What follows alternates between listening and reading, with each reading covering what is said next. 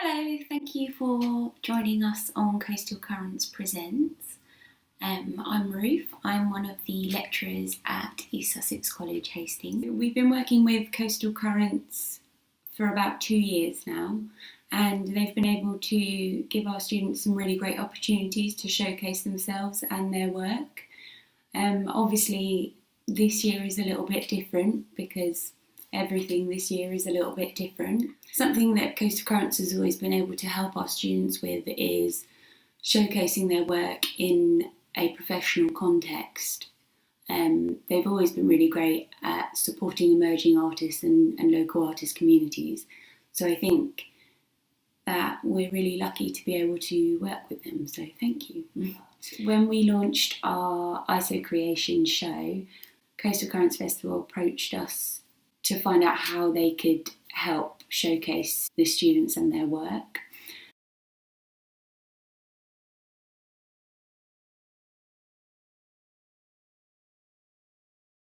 So Isocreation came about because the end of year show is something that's really important to our students. It's something that they work towards all year, and they work really hard to showcase their work to the public.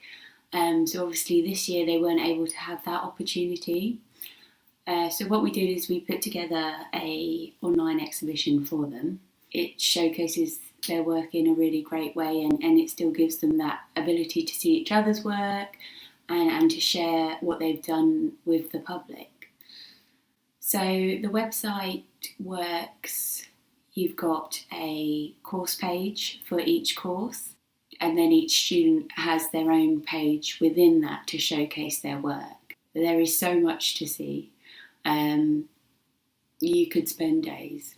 You should spend days. The films that you're going to watch today have been created by our Level 3 students. The films are an exploration of the students' practices and sort of the things that inspire them, their work and their creative process. If you want to leave feedback for any of the students once you've watched their films, you can find all of their work on wethefuture.co.uk, which is the host website for the Isocreation exhibition. And on each student page there is a form that you can fill out, and that feedback gets sent on to them. I hope you enjoy.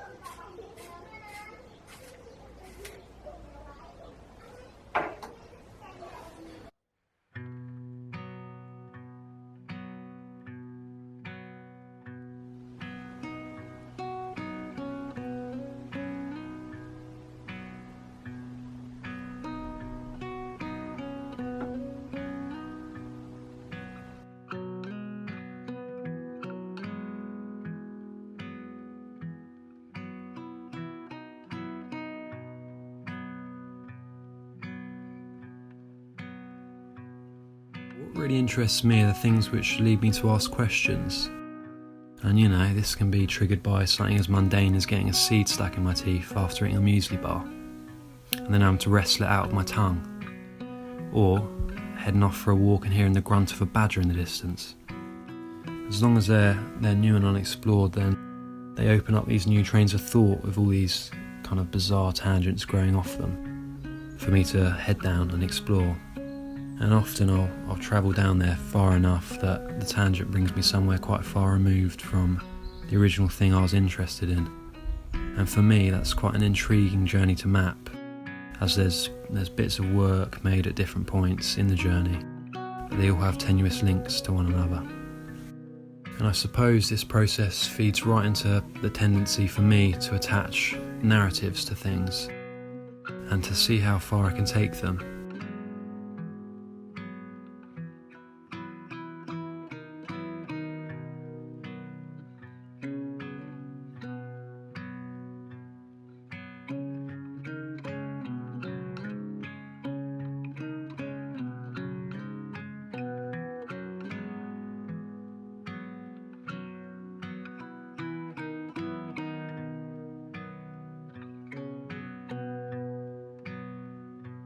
I really enjoy storytelling and being in that fictional realm.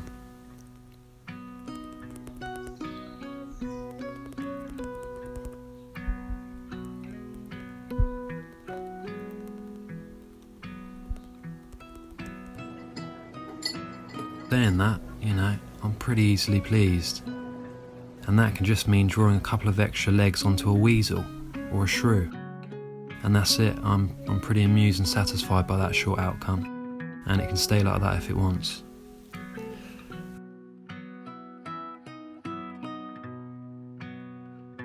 The way I view making work has all been massively shaped by my time on the East Sussex Foundation course at Hastings, where there was just a huge emphasis and opportunity to have a go at everything.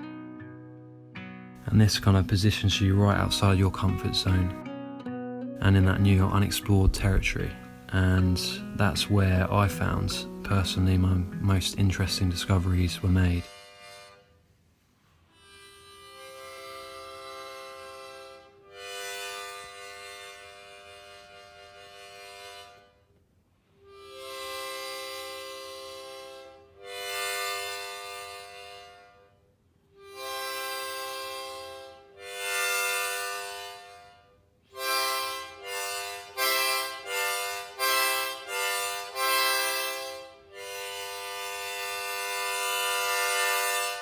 There was a brief where we had to perform 50 different tasks, and this really brought to focus the potentially infinite sources of inspiration.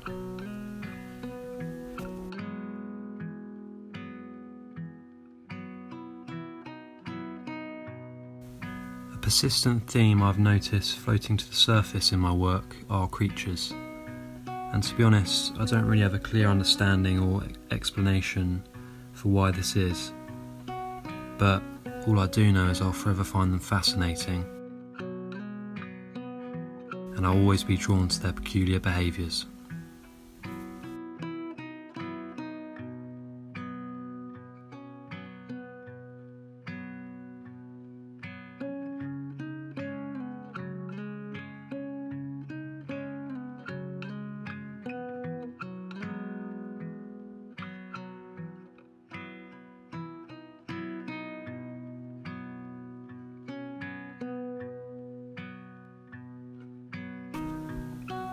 As for the future, goodness knows what will happen. But as long as I'm putting myself in new settings and attempting to unearth juicy creative morsels along the way, I think I'll be pretty content.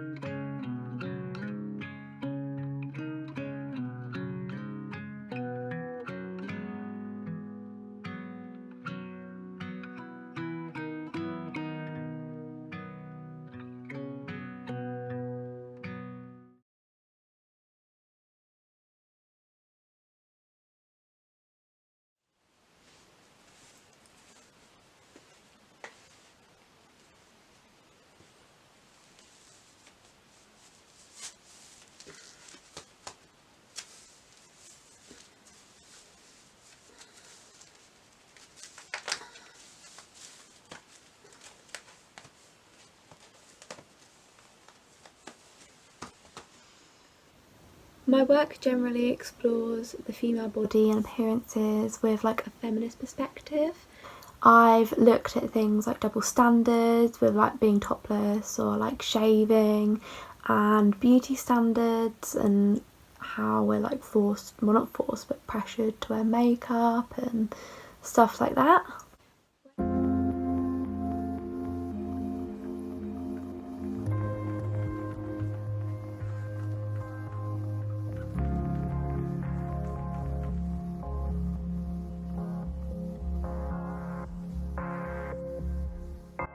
I always start something with like an idea of how I want it to be, and then it never ever ends up being what I started out with, because my ideas like change and progress as I'm going on.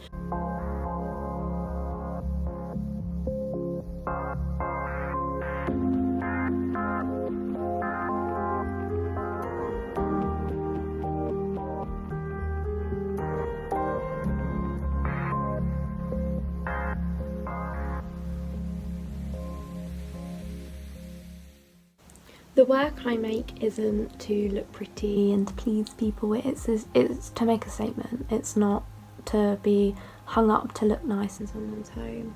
I don't think I would be able to create artwork like that. I don't think I'd be able to do it. I don't think I'd get as much enjoyment out of it. I like creating artwork that has more of a statement to it. It's just the way my brain works.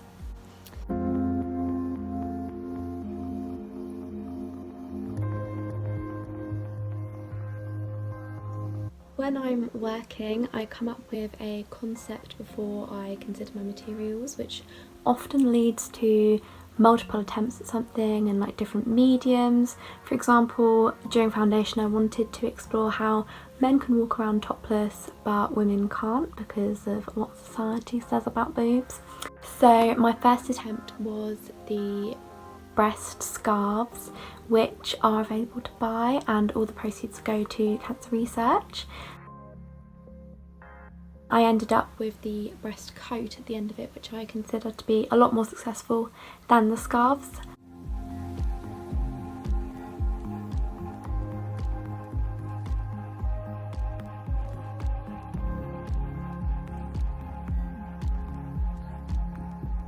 The photos with the legs with item vaginas started off with being a giant vagina made out of stuffed tights. Everything changes as I'm creating work.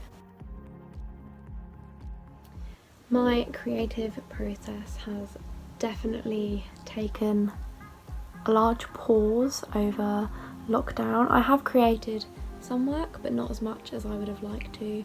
I definitely struggle creating work at home. I am a lot better when we've got a studio space to go to like we do at foundation. I've spent a lot of lockdown reading feminist articles and books and podcasts and documentaries just to expand my knowledge, and I've kind of had like a few brainstorms with a few different ideas as well. In September, hopefully, as long as COVID doesn't stop it from happening, I'll be starting a BA in Fine Art at the University of Westminster.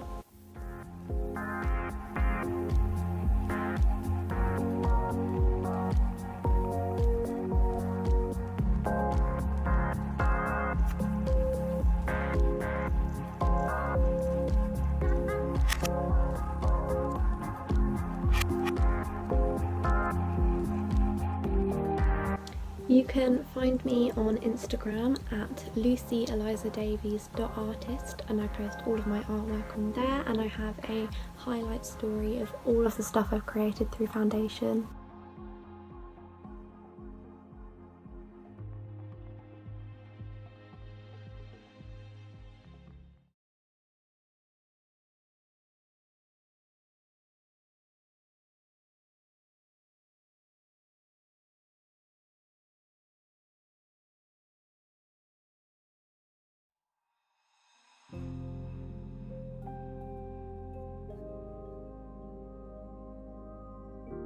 Something that I think runs through quite a lot of my work is this idea of rejecting the status quo of professional and polished imagery which we are constantly bombarded with by the media, and I think that the idea of going back to more DIY and lo-fi processes is what informs the aesthetic decisions and the work that I make. When I make ceramics, I'm hand building all my pots. This means that I can have more rough edges, more jagged lines, more abnormal shapes, things that you possibly couldn't achieve by using a potter's wheel.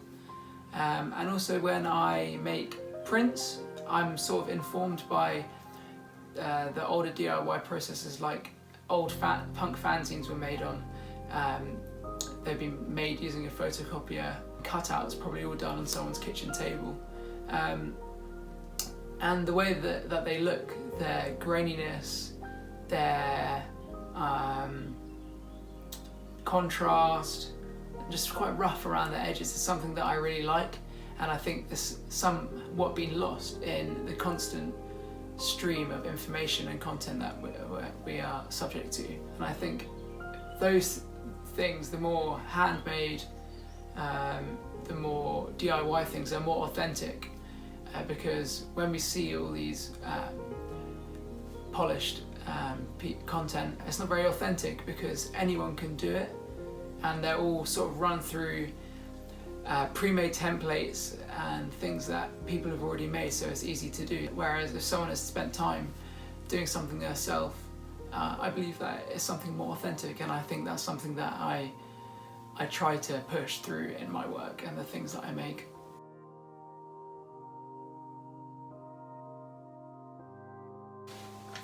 Some of the things that I enjoy about my creative process are that when I'm in the moment making, I am able to I try my best to block out any outside distractions. So even though my mind's working, and sometimes some decisions you can make might be quite stressful, or you don't know what exactly you're doing, it's still a moment of rest and a moment of peace from everything that's going on around you.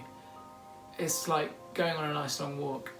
And another thing is seeing the journey of maybe a small starting idea to something that it can evolve into something a lot bigger and a lot more exciting. I think that process is very rewarding for me. For example, I can sit there for a long time thinking, I don't have any ideas, I don't know what I'm going to do, but you might suddenly get a small inkling of an idea and carry that out, and then suddenly all these doors and avenues of things to make and to follow down are open for you just from doing that small act. And I think sometimes it can be easy to sit there and be complacent and not do anything. I've definitely found that in lockdown, that I'm very good at. I'm very happy to just sit there and not do anything. But that complacency can sometimes stifle my creativity. So just doing something small and seeing all those avenues open up, which wouldn't have been open before if you hadn't even made that leap to do something, is really cool. Something that I've had to remind myself quite a lot recently is that thinking about doing is not the same as doing. I find that really helpful, especially at the moment. When I'm working with clay, a lot of the things that I do are responding directly to the materiality of it. So when I'm forming it, how it feels in my hands, and also when I move it around, when I shape it, the textures and indentations that are created, they dictate the form and the shape of my work. Like when I tear or when I cut the clay, the textures that are created from that help me to showcase its materiality.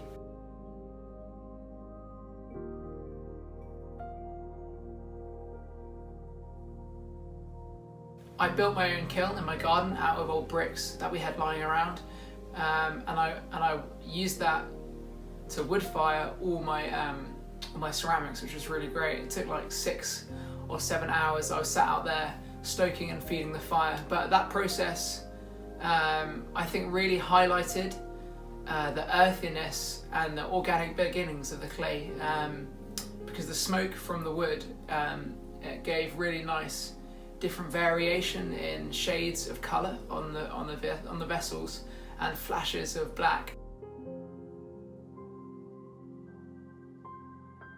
I don't think that there's necessarily anything that I want people to take away from my work, but I think it can be used I use it as a tool to understand myself and the things that I place value on, and the aesthetic decisions that I make, and sort of trying to understand that and unravel and unpick that for myself. And I think it can be used by other people to sort of work out what not that they need to, but work out what my tastes are, and work out and look at the things that I place value on. I can't really speak highly enough of the foundation course. It's such a brilliant free-range environment to sort of follow any creative inclination that you have. Even if, like me, you hadn't done art in any sort of formal education, It's just been really brilliant to have a place where your ideas and sort of investigations are facilitated.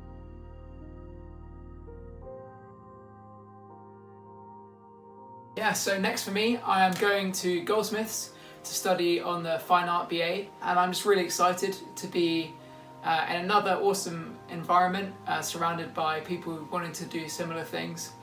And I mean, as for further than that, I'm not 100% sure, but hopefully I'll be able to work that out soon, but who knows. I think it'll just be a case of surrounding myself with people who I get along with, and mentors that can sort of show me great things and put me onto awesome things.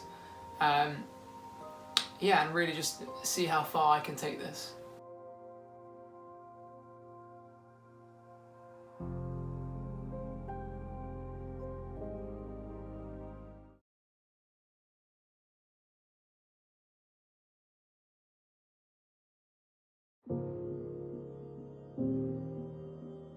What I tend to do with my work, if I was to describe it as something I like to get people engaged with. So I create a piece in mind with there being a key message that can connect the viewer quite quickly. So it's quite like a quick, sharp message that can be indicated through the piece to the viewer.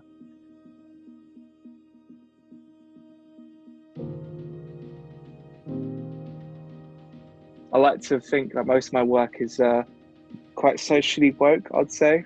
I like to engage in social issues and respond to them in the right way. For all people my age and a bit younger before adulthood, I feel like it's really important to engage in this sort of stuff, mainly because of the fact that, of course, most of the stuff happening now is going to directly affect us in the future.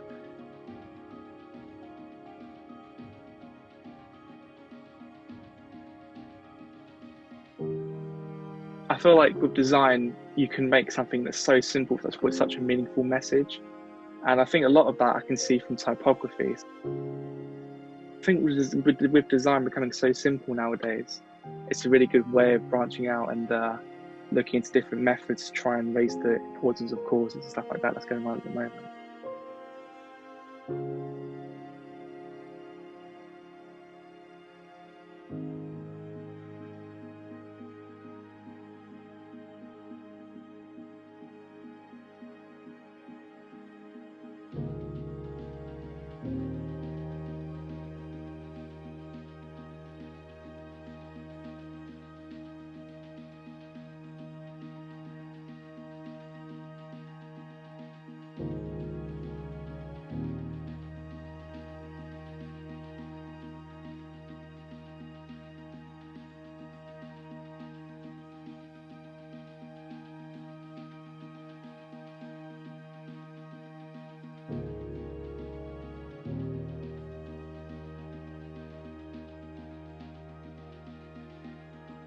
I feel like with graphic design, it's so important because it's literally everywhere you look. A lot of people sort of, when they think of the subject of graphic design, they're quite sort of narrow and like tight with it. So they're not actually sure like why you should do it and why it applies. But from one example, when you look at anything, it's been designed graphically. So literally products, anything you can think of, it's done by graphics. Advertisement you see outside, the stuff that you wear, the food that you buy and packaging, it's all graphic design, and it's probably the most important thing in the design world, in my opinion. Everything you see is graphic design, essentially.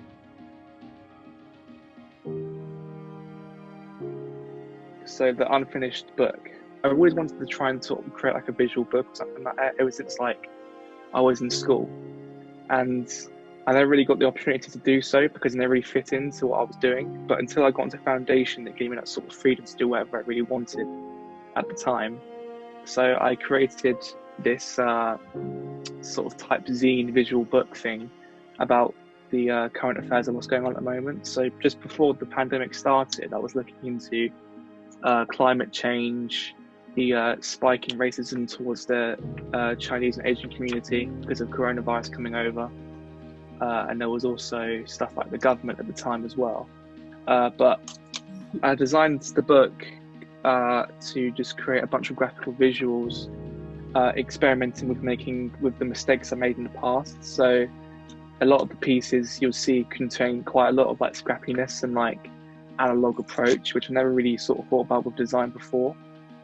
So doing the foundation gave me that sort of freedom to experiment massively about what used to make me feel uncomfortable before, and then experiment with it more into my work.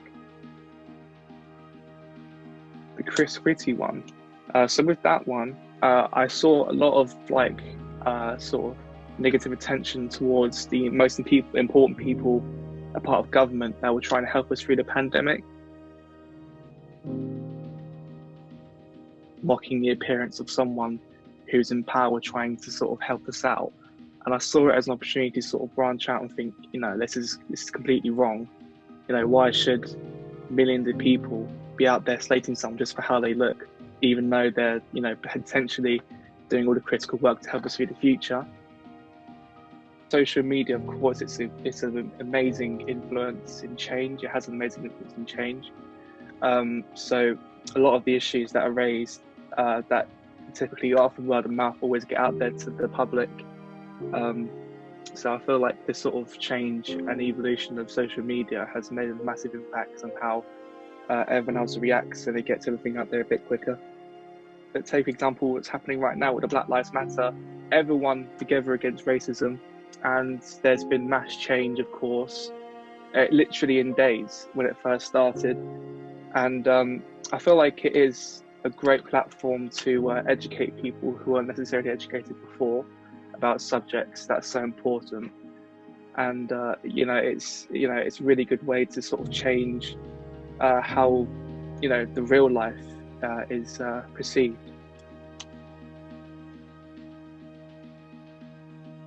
Well, I'm going to Norwich in September, fingers crossed.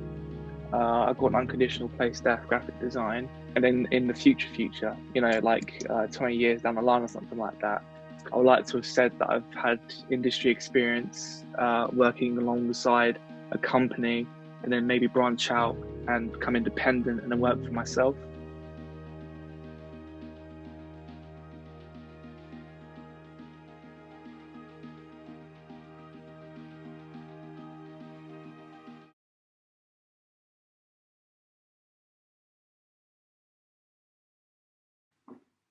I'm not sure what it is that makes me want to make films or to play with images, but I feel like there's something important about them, something important about sound and voices.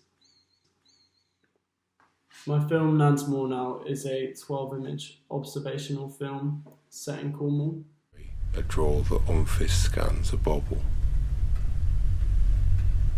and bubble never gluthiers and growing, and bubble a threhevis and keswaith, and bubble a ballast and stain. I filmed it in a village called Lamorna Cove, and when there I photographed a story I didn't really completely understand. I spoke a lot about the images with my tutor, and we tried to decide what the story was and what the images meant. But in my mind, they were just juxtaposed memories with no order. It was only in the edit where a narrative merged, a fictional narrative merged. I feel like there's something that comes instinctively to my mind when I edit. Although the images were bound by reality, they have the ability to be enhanced by one's poetic perspective. And I feel like my goal as a filmmaker is to form a filmic language which one can't experience in the everyday but can relate to. In the next year, I will be going to Central St Martin's to continue studying fine art. My intentions are now to experiment further through the individual elements of film, sound, performance, dialogue, and the edit, with the aim to explore their forms and conventions. It's the foundation that has questioned my intentions. The process is now what I've fallen in love with. Putting less emphasis on an end result allows for it to take shape naturally.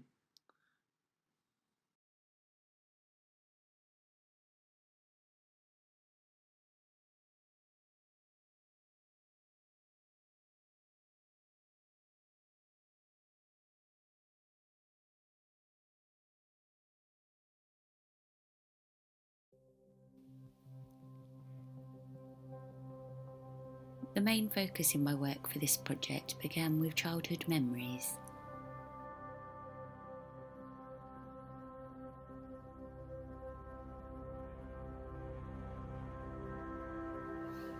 To start with, I looked at this from a nostalgic perspective, exploring the connections between memories and objects, like toys, records and food, and I used these to obscure faces.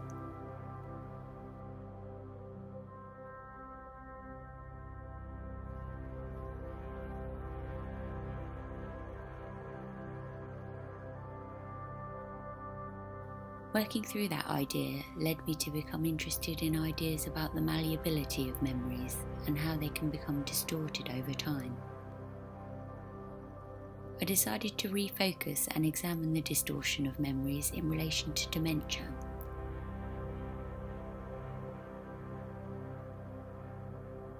I found this interesting because it is an issue not often addressed in creative contexts, and through my personal experience of having known someone with dementia, it resonated with me.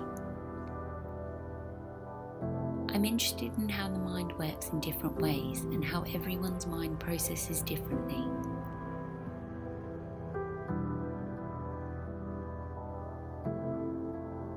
I think it's important to use the platform we have as artists to speak about these issues and to start conversations surrounding experiences different to our own.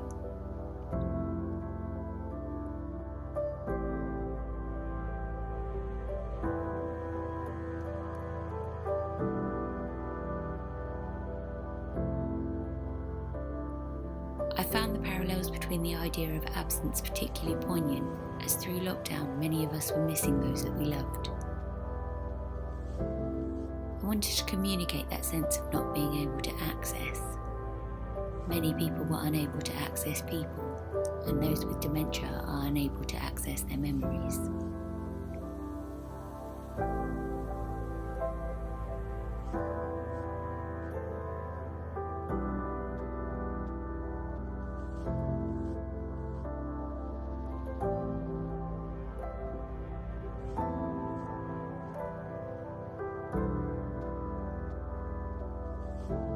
I enjoyed working in a variety of media and working with unconventional materials during lockdown. It allowed me to be inventive and to problem solve based on what I had available to me in my home.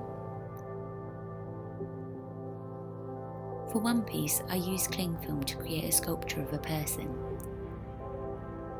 This allowed me to explore the idea of absence as it reflected my experiences of knowing someone with dementia.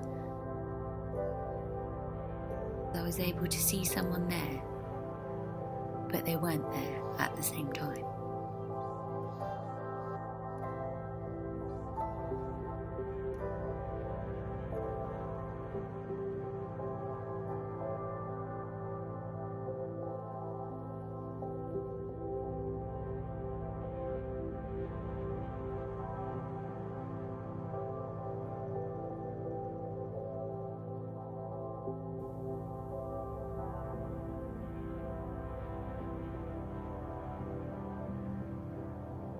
I enjoy combining techniques and forms of art to create a mixed media response to situations and experiences I've encountered. My work often encapsulates performance art, photography, image manipulation and sculpture. When people encounter my work, I hope that they are able to connect with and identify the themes that I am communicating.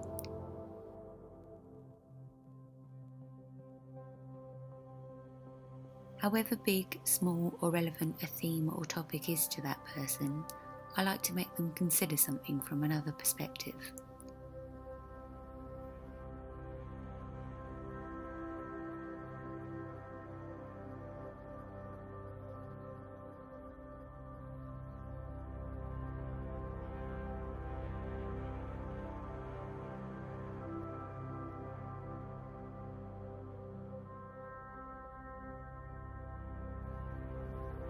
Moving forward in my work, I want to continue to explore using the inspiration and experimental processes I've discovered through both my foundation and A-levels.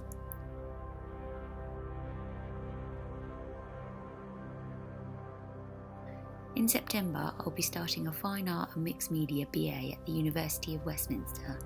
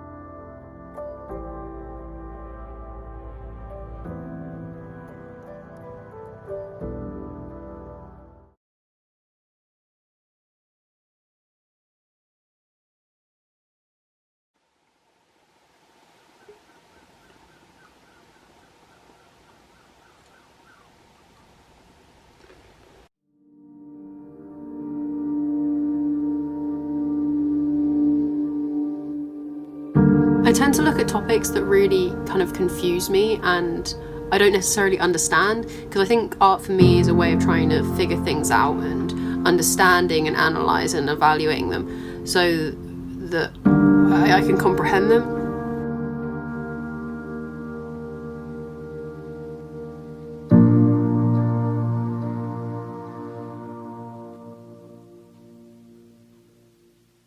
Certain ideas that I've looked at are like life and death, reality, illusion, but I think it kind of boils down to kind of relationships and people and how we all interact with one another.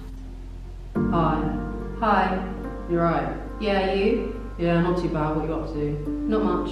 Watching Netflix. What about you? I get a lot of inspiration from my work from personal experience and also just interaction with people, because my work tends to be focused around people and how we interact with one another. I think the most emotive thing for me to pull from is my own personal experience and my past. And I think drawing from personal experience also allows a better connection between artist and audience, because there's an element of honesty and not putting on this pretense of this kind of fake experience. Can I ask you a question, if you want?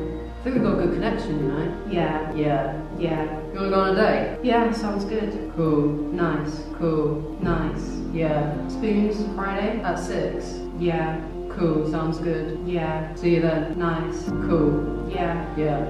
One of my biggest things is that I don't want to just create art that people see and go, oh, that's alright. I want people to see something and feel something and it kind of affect them.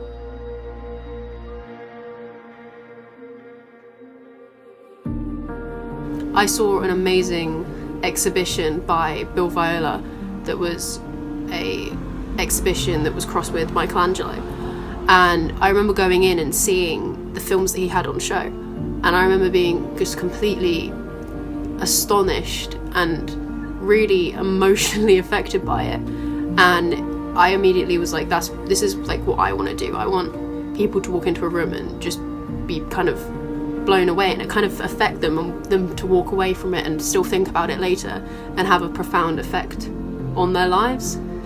That's quite a big ask, but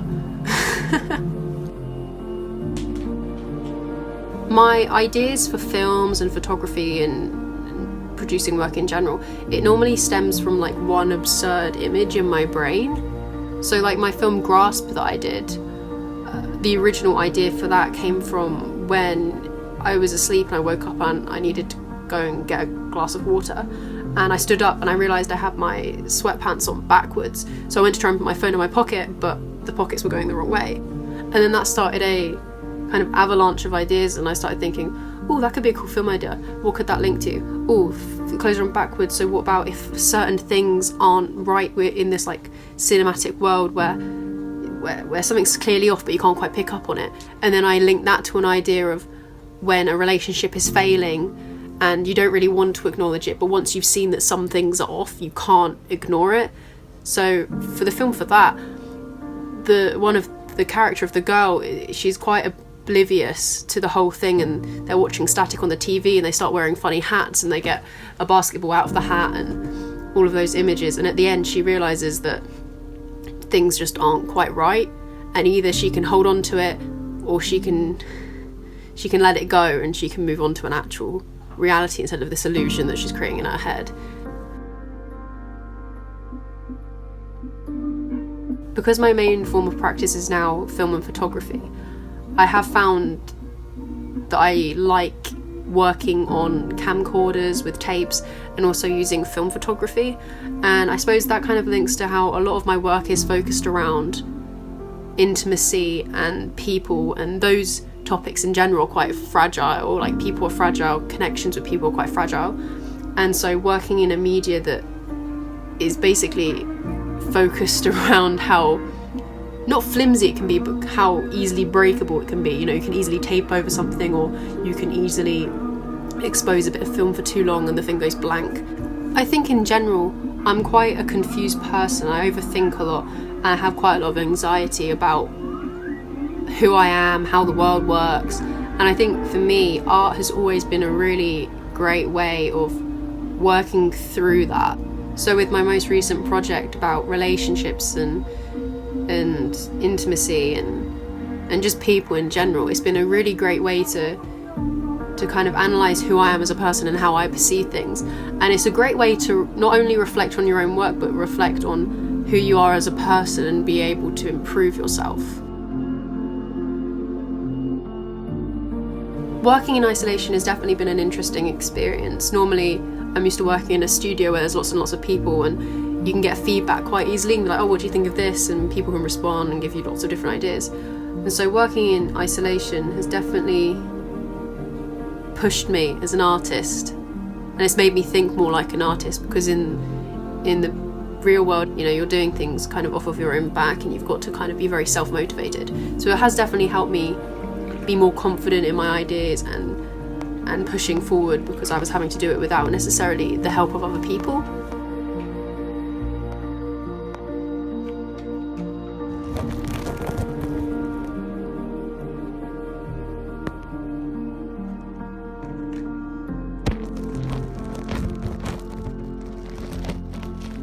So I am going to study fine art at Goldsmiths University of London, which is really, really exciting, and I'm very excited for it, especially as I'm going with other people from foundation and some people I know from secondary school as well. So it would be nice to still have some of my foundation family there as well to talk to and see how we all develop as artists.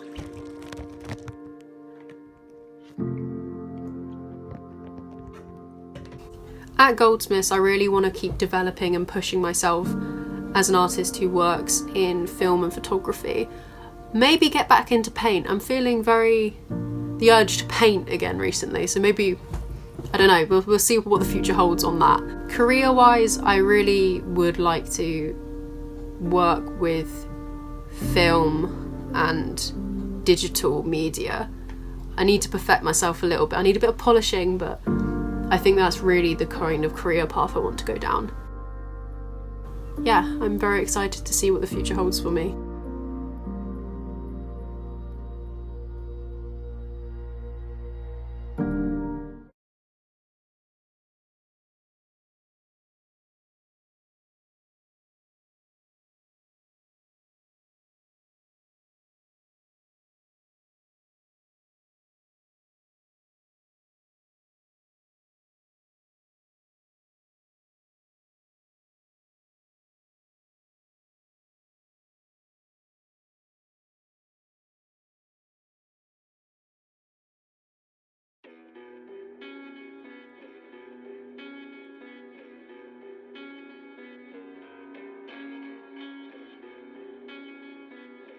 Art is important because obviously you can bring all different cultures into art, you can bring all ages together through art. Everyone likes different things, and it's kind of just a good way of connecting people.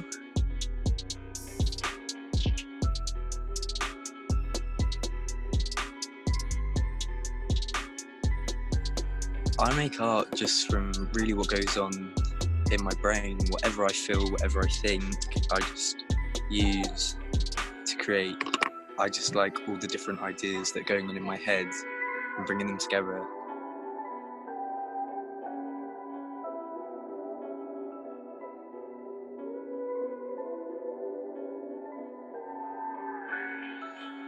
I don't know how I would really describe my creative process, because everything forms eventually. It will start with like one little idea, which I'll then think about, and then I'll think of like other ideas.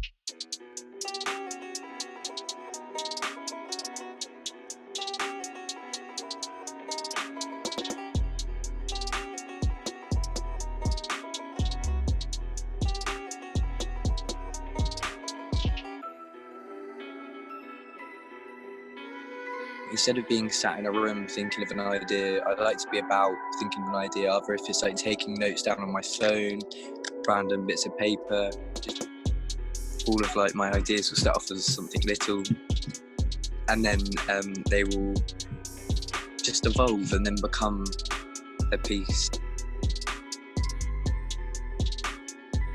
In the exhibition I had that was based on cognition, I had all my projections projected in onto different objects, onto the walls, 2 different ones. So like using the same 2 like bits of footage with 4 different projectors, I could project 2 main ones and then 2 others up onto different parts, which shows like the different way of senses that cognition could work, and also leaving like all the equipment out for people to see, like the wires, the speakers, and the projectors. It just, instead of making it just look pretty, it shows the form of how you could make cognition. It's like the way I ended up working, sat on the floor with all these projectors and the sound system, just trying to figure out what I liked and the way I wanted other people to see and interact with the thought of cognition.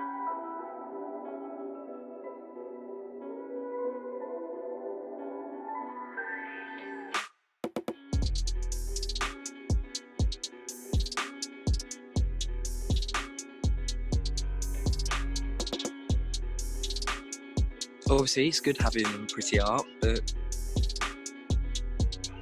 what's the point? Why don't you like peel it back and look at the other possibilities, mess that bit of art up and relate it back to the way of people thinking, their thoughts, and what actually goes on inside of the brain instead of the facades.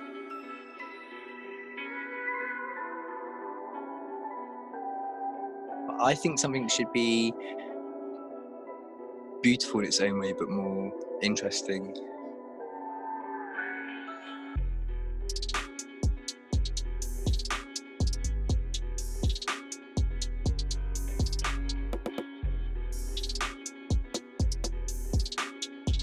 It was about like the demonic forces inside like in your head. There was a sense of like you being taken over. So like researched into like all the different types of demonic forces, into like how the way the brain works and different parts of the brain. I even like done a bit of research on like the demonic forces within the Bible and how it's portrayed in the Bible, because obviously that's a good point of research. It's like a giant library of stuff that's gone on.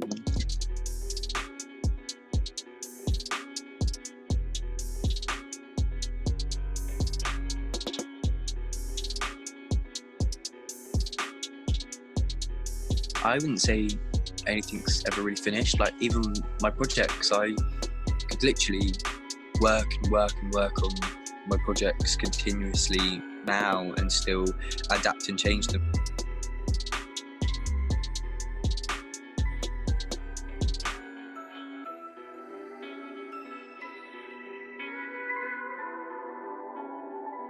It's all cognition inside my brain. Scrambled wires.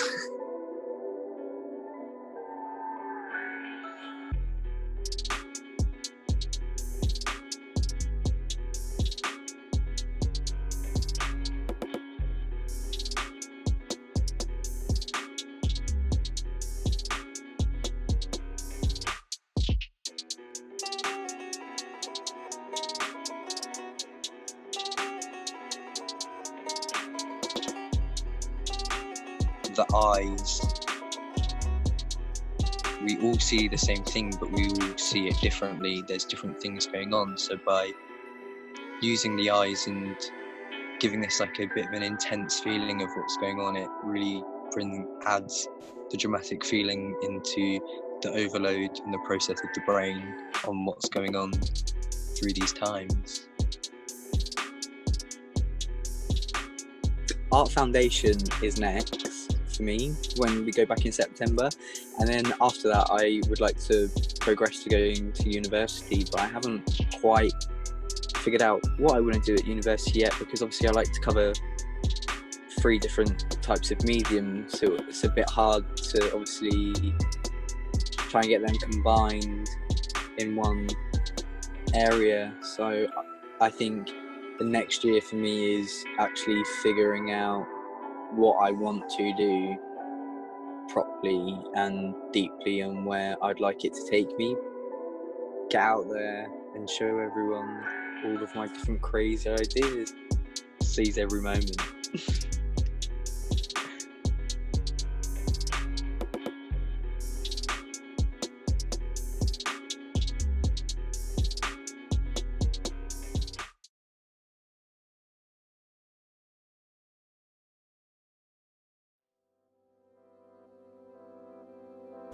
I'm Ella. I'm currently in my first year of studying art and design at East Sussex College in Hastings. Throughout this course, I found interest in the visual communication aspects of art, mainly photography. I discovered a love for film while living in lockdown. A remote learning task that had to be documented in some way led to me experimenting with the video feature on my camera.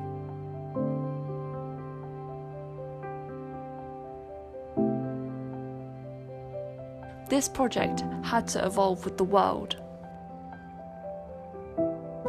Seemingly overnight, we were collectively propelled into a world of uncertainty, fear, and isolation.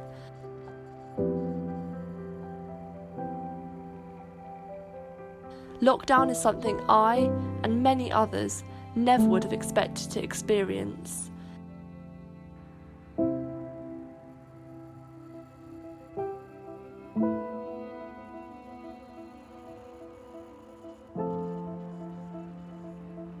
I was living in a balance between being horrified at the escalating situation and distracting myself through creativity. My isolation film is a product of these conflicting experiences, mixed with the details I've noticed around my house since being confined to this one space.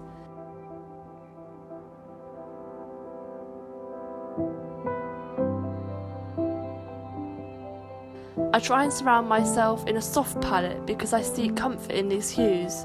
Pale shades of pink, blue and yellow give a nostalgic feel. During lockdown, this sense of nostalgia is heightened as we long to live in the past, a world without this pandemic.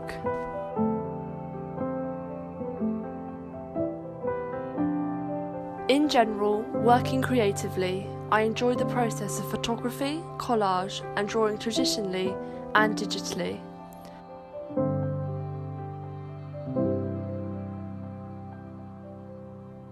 Recently, I've been experimenting with combining these processes, painting on acetate and layering it over photographs and collaging with my own photography.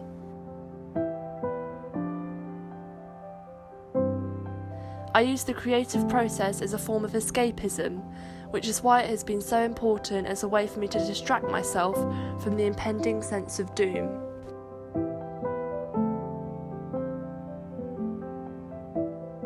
The process of collage is beautiful because I am able to combine different images that inspire me together into one new image. I love how it is eclectic with different layers of imagery. Photography can do something that drawing cannot. It can capture a moment in time exactly. It can blur backgrounds and foregrounds to create more focus on the subject.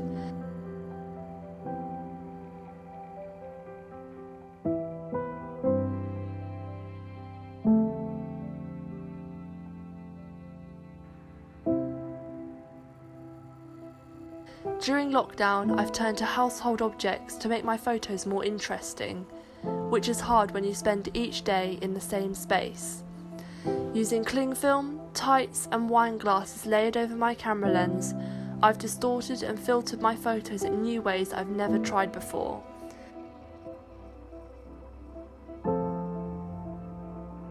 Drawing, another media I often use, has been with me my whole life.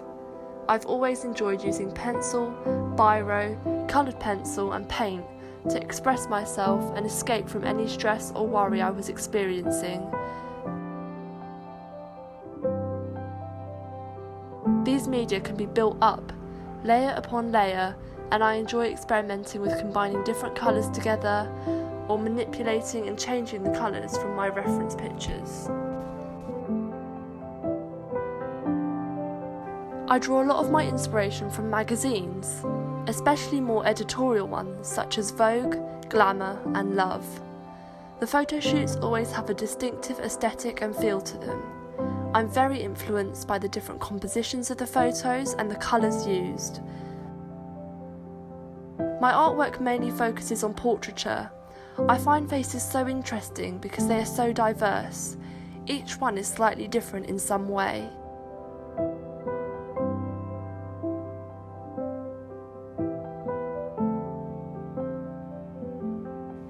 When my surroundings don't change as often as they used to, I struggle to find inspiration. For my film specifically, I was mostly influenced by my own house and my own experiences of isolation, which is a huge change to where I usually draw my inspiration from. It was a way to address and process the way I felt in a strange and uncertain situation. It is hopefully something other people can relate to too, as we are all living in isolation. Working in isolation has taught me to be resourceful, and that I can still do all the creative activities I love without leaving the house. I enjoy having a practice that I can return to, and I'm going to take this isolation as a chance to continue being creative, so that when I progress, I have a wider range of skills and an understanding of the aspects of art that I enjoy the most.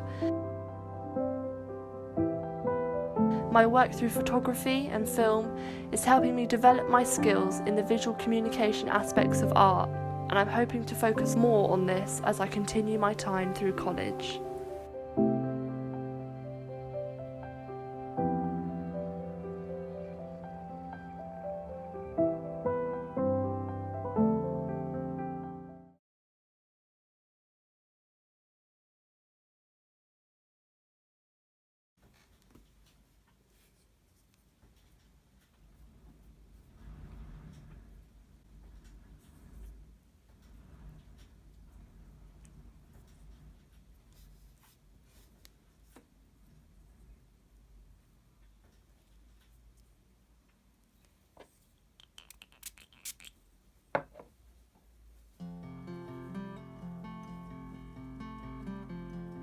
I get my inspiration from a variety of different places. I can get it if I watch a film, or watch TV, or read a book. I take inspiration from older stories as well, Shakespeare or mythology. And maybe if I'm doing something else like entirely different, and I write it down and then I come back to it later on and I sketch out the idea and play around with the composition and hopefully turn it into a piece.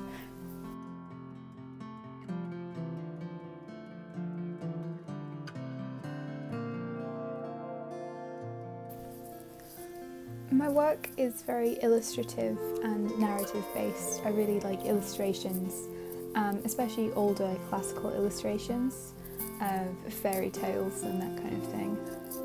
I like fantasy a lot, and that's kind of gone into my work a little bit recently. I also really like classical art, like Renaissance art especially. I just think it's very beautiful, and I'd like to replicate that in my own work.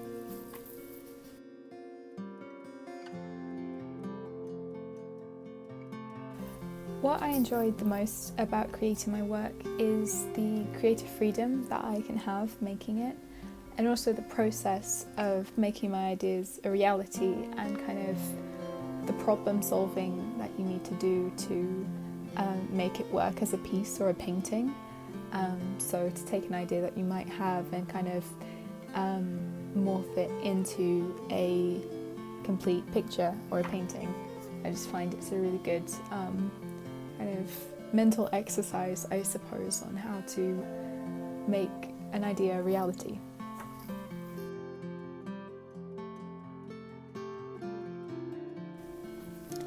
What I try to achieve in my work is a narrative, or at least a theme or a concept that they can take away from it.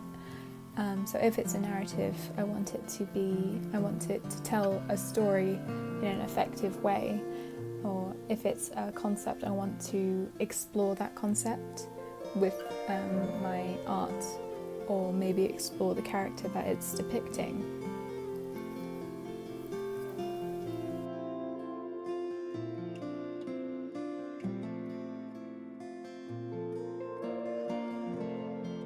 For my project that was showcased in the exhibition, I looked into the relationship of science and fantasy and how they interact.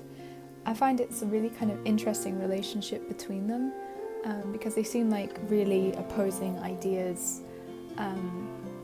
So I looked into folklore, where a lot of kind of fantasy creatures like fairies and pixies are from, and I was interested in the narrative as well of storytelling. I ended up making a journal that had illustrations in it that showed the story of an amateur scientist, of her discovering the creatures and what followed after that. I made the journal and drew the illustrations. I also created 4 figures that represented the pixies and fairies. I just call them creatures that she discovered.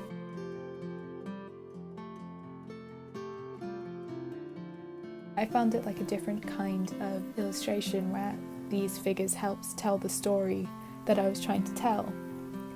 So they kind of assisted the illustrations in the journal.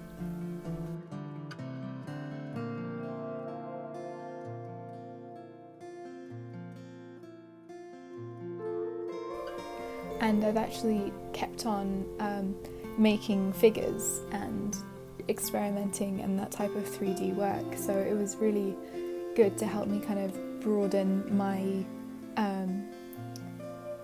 range of what I can do creatively.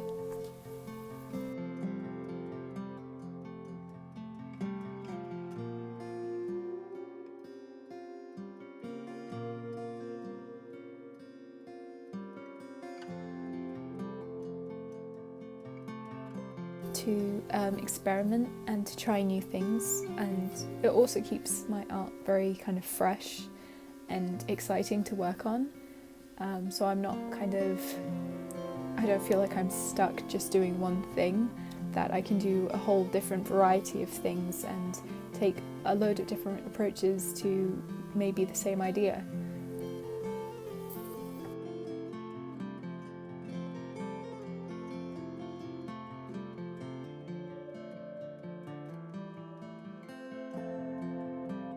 The thing I enjoy most about art education is the way that you're allowed to play and experiment with different approaches to art and drawing, if it's like different techniques or different mediums, and this allows you to express yourself in many different ways, and this leads to you kind of discovering how you want to express yourself in your personal style, and there's a lot of development that you can get through art education.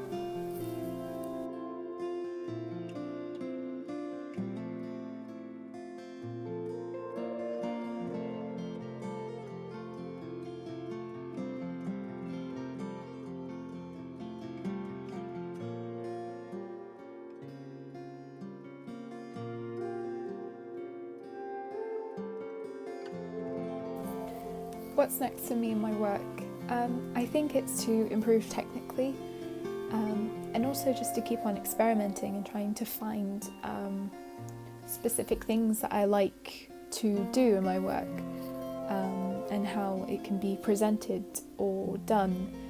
And I think it's just to keep evolving and to keep learning and trying to improve. So yeah.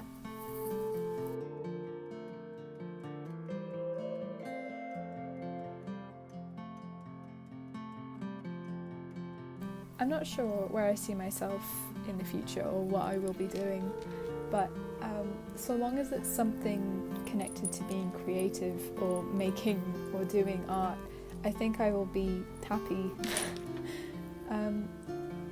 Doing a illustrating degree, and maybe that's where I will be going, to be an illustrator, but I'm not sure, and I'm kind of open to anything really, so long as I can draw or be creative in some way. I think that'll be enough for me.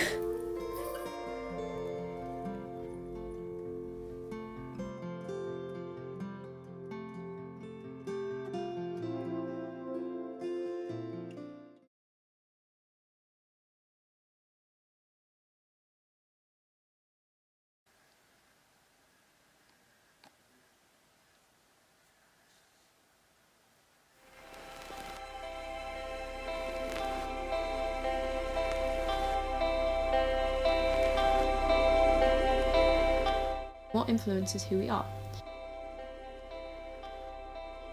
What defines us? I find self-expression and character really, really interesting.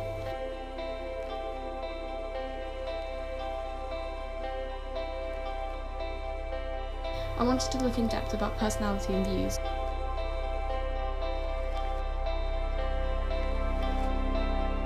In lockdown, my first thought was to question how this will affect my FMP.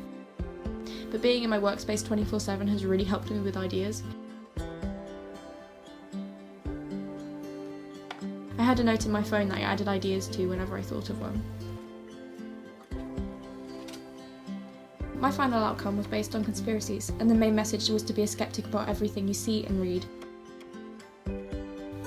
I draw a lot of my inspiration from the media I intake, whether that be positive or negative.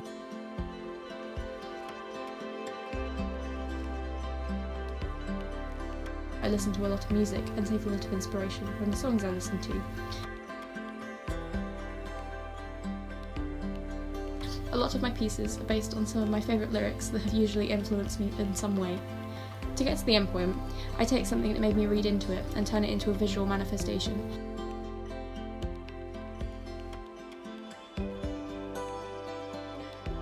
I used to have one idea of an art style and turn it into one piece, but spending a while on the same brief helped me develop meaning into what I create.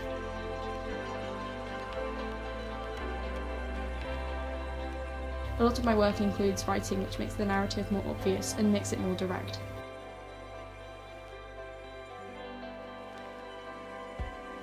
I really enjoy creating a concept I want to voice to an audience and making it come to life through the main obvious narratives and then through more subliminal symbolism, sort of like a puzzle.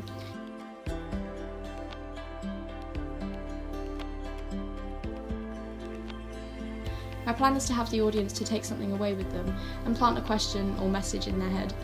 I don't want them to say, "Oh, cool," and walk past, you know? I want to influence people.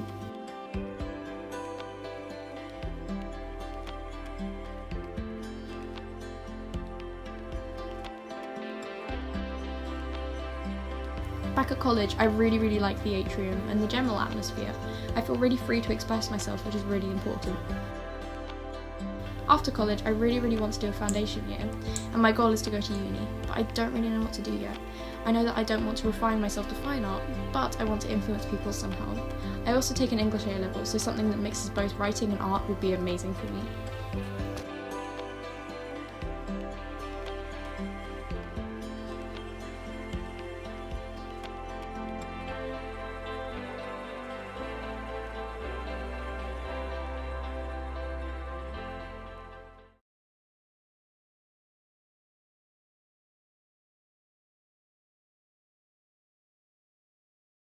So the final piece is a painting I did to kind of bring everything together, and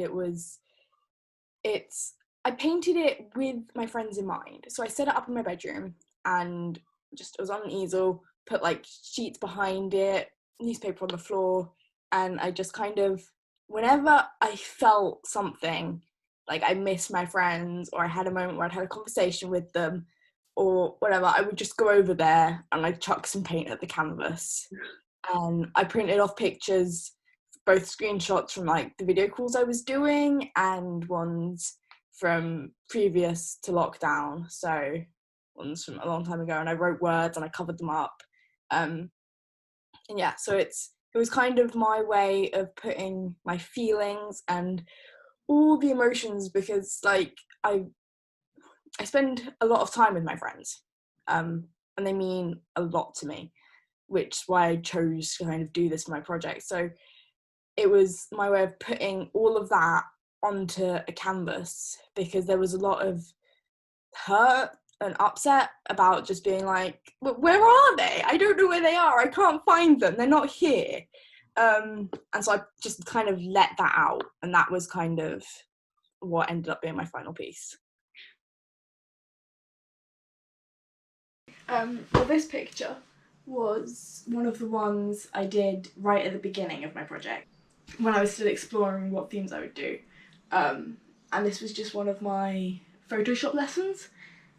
And so I created it just as a way to apply the tools I'd learned in Photoshop. And it just ended up being one that I just really loved, because it was about showing who my friend was on the inside, rather than just having this base layer image. And I've had feedback that it looks like vocal cords, which I really liked, and that was completely unintentional. But the whole idea of it was a very angelic feeling, because that's the atmosphere he had on that day. This one is, I wanted to think about how I saw my friends, and I see them through different ways, and I wanted to do an experiment to see if their music taste was one of the ways I saw them. So I put out on my Instagram asking my friends to leave their all-time favourite song, and then I took a photograph of them, which I either had or asked them to send me, and I photoshopped the album cover of their favourite song on top of their face to cover up who they were, but replace it with something which was relevant to them, to see if that kind of had a link. And it definitely does, because some of these songs are very clearly who that person is, and I love that, and I created a Spotify playlist with them. This one I didn't take whilst doing the final major project. I took it back within my first week of college, and I decided to look into Nan Goldin as part of my final major project, and I went through all of my photo library to find the images that I found resembled hers. So I chose my favourite Nan Goldin photos, and I went through my photo library and kind of matched them up, and this one resembled her style of work, and I also just really liked the composition of that photo. And this one is, we had a task in the final major project to just do something with words. So this was kind of a get back into it after the Easter break, and I have been experimenting with collage quite a lot, and I was enjoying doing that, and I enjoyed the feeling of making a collage. So I went through old magazines and I just cut out any words I saw that seemed relevant to the themes of my project.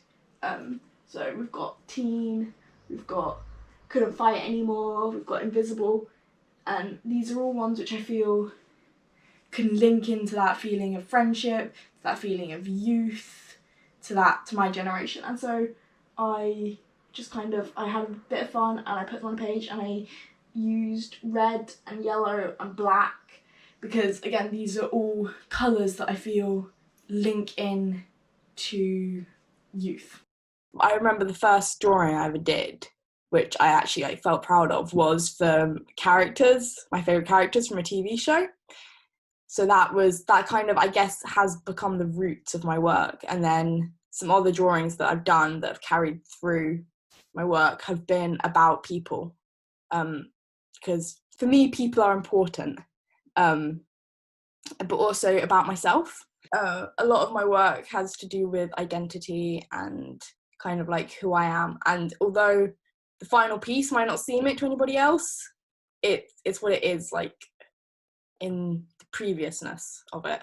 So it's like inside my head when I'm making the work, that's what it's about. But to someone else, it might just be like, all right, this is just whatever it is.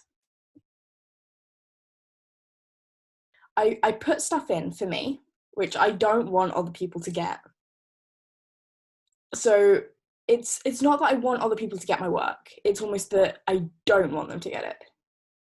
But it's also that when I'm creating a piece of artwork, I want someone to either go, "Ooh, that's pretty," or create their own meaning for it. Or if they're extremely close to me, be able to understand my meaning for it. Although I'm not consciously going in and going, "Oh, I'm going to tackle these issues with my artwork," it's just kind of, my artwork puts out what I'm thinking and feeling, because that's all it really can do. And so all of it puts out all the conversations I've had, all the thoughts I've had, all the feelings I've had. And so that kind of will include all this stuff, because that is what's on my mind. But I don't really plan on going into a creative career. I do play work. So it's basically what a play worker does is they do whatever they need to do so that a child can play in the way we understand play to be, which is freely chosen, personally directed, and intrinsically motivated. I would probably go into play work long term. And last year, so about March 2019 to March 2020, I did my play work level 3. So last summer when I was out working, I was studying play work. So it wasn't just kind of going on doing it. I was doing observations, and I kind of just ended up doing it. And I remember, I don't know if it was last year or the year before, I got into the van after a day of work and I stamped my foot, and my dad said, "What's up?" And I was like, "I enjoyed it." And I just love it. I just absolutely love it. And because you get these kids coming and you just see their entire world light up when they just get into playing, and to be able to provide that opportunity for people, just it's extremely satisfying work. You know, creativity, you kind of, when you really get into the flow of painting or whatever creative thing you're doing, you are doing it how you want to, when you want to, because you want to, all of that. And that is play, in essence, to some level. And it's just, it's amazing how many crossovers there are, and especially thinking about the creative process and the play cycle, which is a bit of play work theory we use.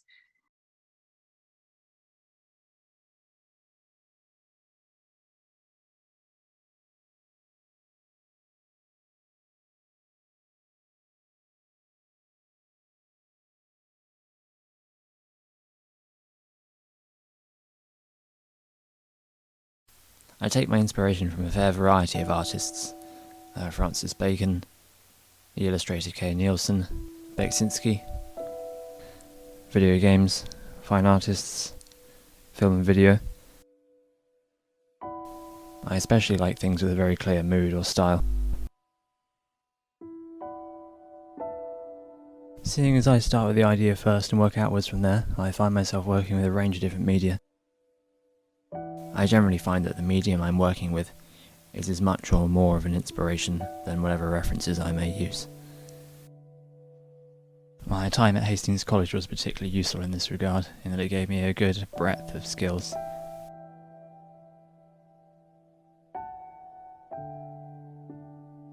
I especially like to show things that are strange or surreal. It's always interesting to see people who have viewed your work try and explain it when they don't have the words for it.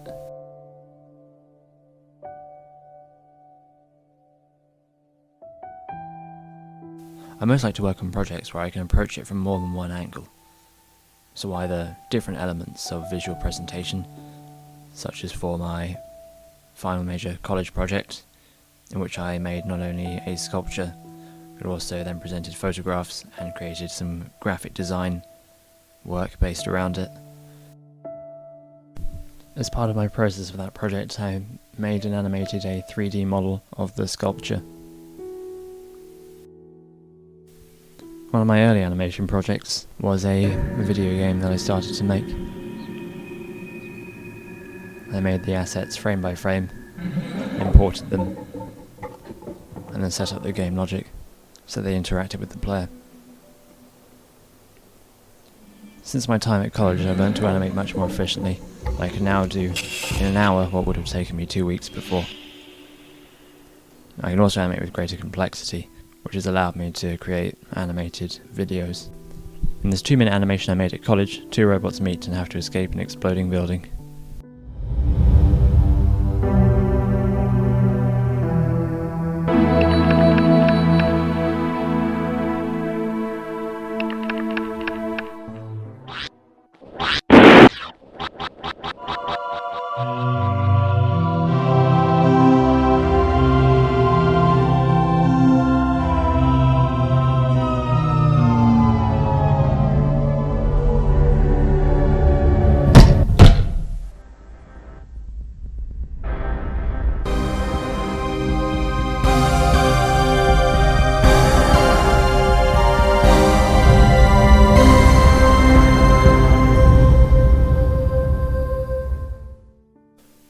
Perhaps the thing I like most about animation is how you not only see something in a frozen instant, but also how it develops over time, how the lighting changes, how it moves, how the composition adapts. Aside from just being conducive to storytelling, as it is generally used for, I find it's also interesting to use it to set a mood with greater variety, or being able to hold people's attention longer than simply with a still image.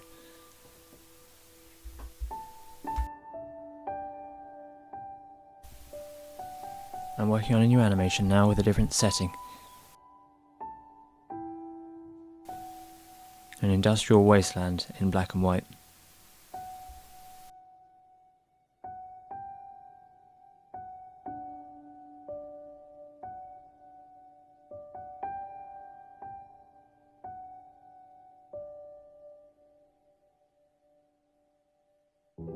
In terms of future projects, I'm thinking of creating a full, complete video game in 2D, using assets that are hand-drawn or painted.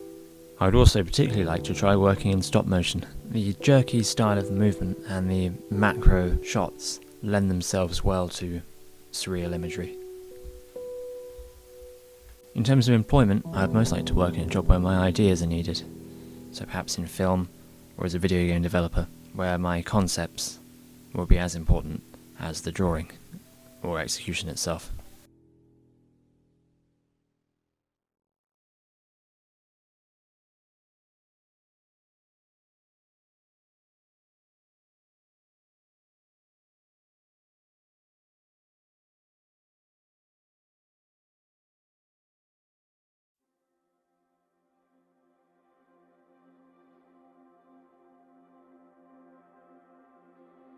So my piece is about dyslexia.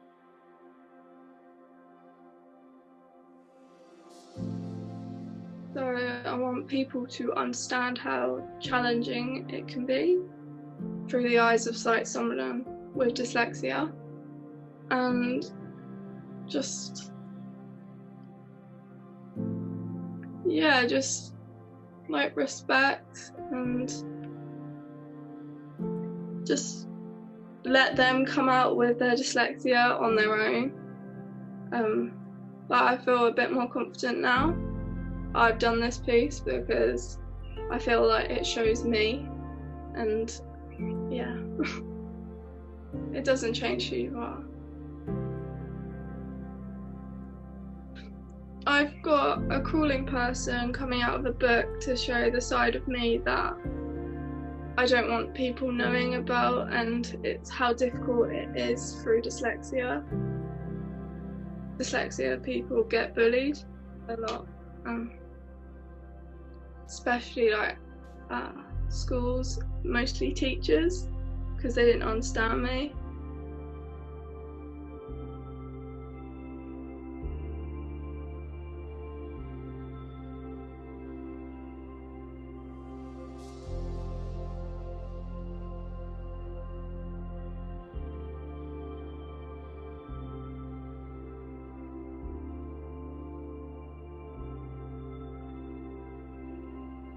There's another person standing, and it is the side what I show others, like the stronger side, so it's all colourful and bubbly and all of this, and showing like strength, really.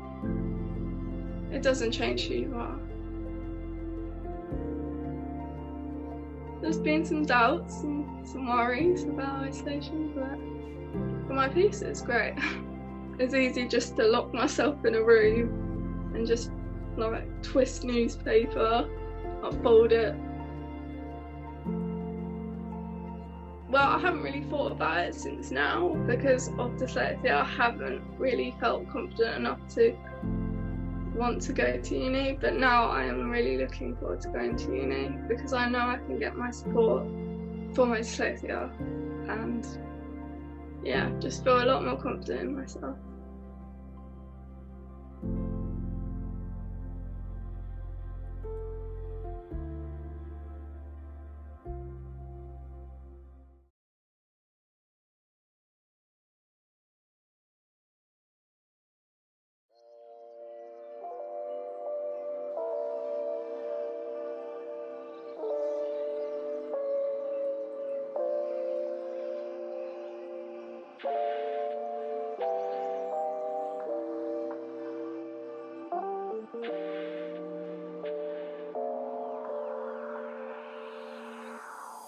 The past is something that interests me more than the present.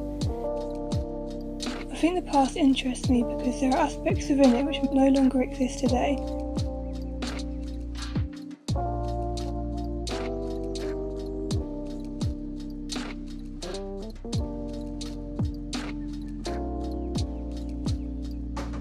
I explored the theme of fortune telling.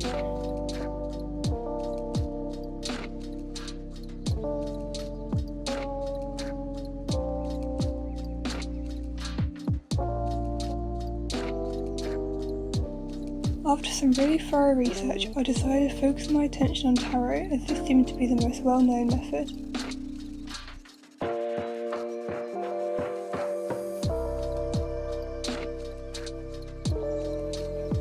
Initially, I looked to the origin of the cards before examining where you were able to have your fortune read.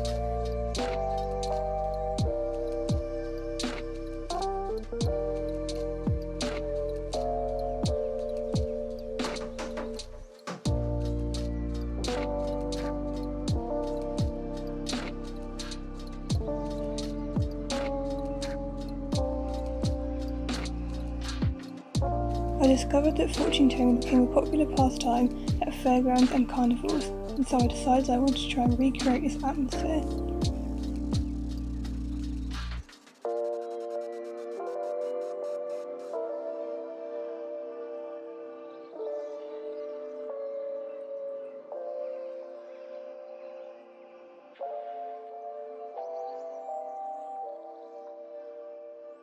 I just like people to find my work light-hearted and interesting.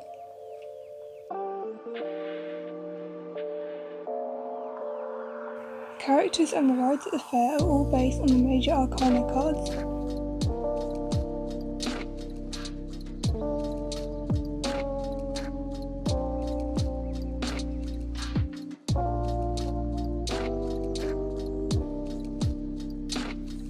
Working in sculpture is not something I'm very familiar with, as I am mostly an illustrator. However, I really enjoy the process of working on such a miniature scale.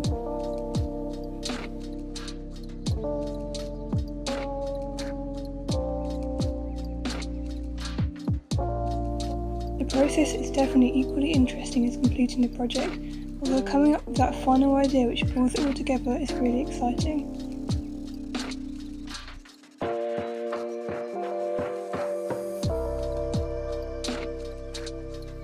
My favourite part of the creative process is definitely building up my sketchbook. I often choose to work in A5 sketchbooks as I like the small scale. I find it less daunting and I like to keep my work compact.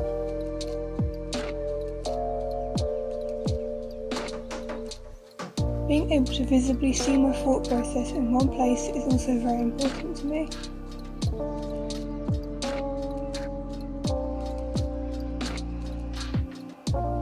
I go about creating my work by first thoroughly researching into my theme, finding out as much as I can to spark an idea.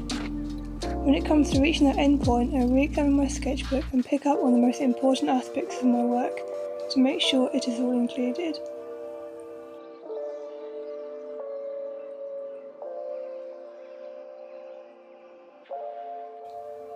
I wouldn't really be able to pinpoint where I draw my inspiration from, it really does vary a lot. However, I love to discover old objects or ideas and learn their story.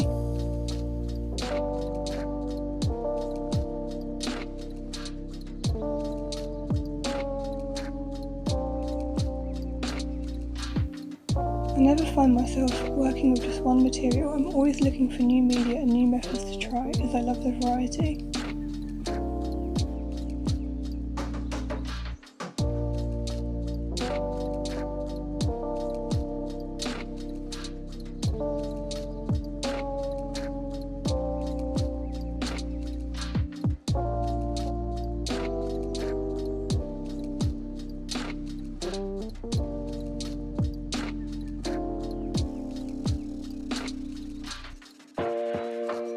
In September, I'm progressing on to study the BA Fine Art Practice course at Essex College.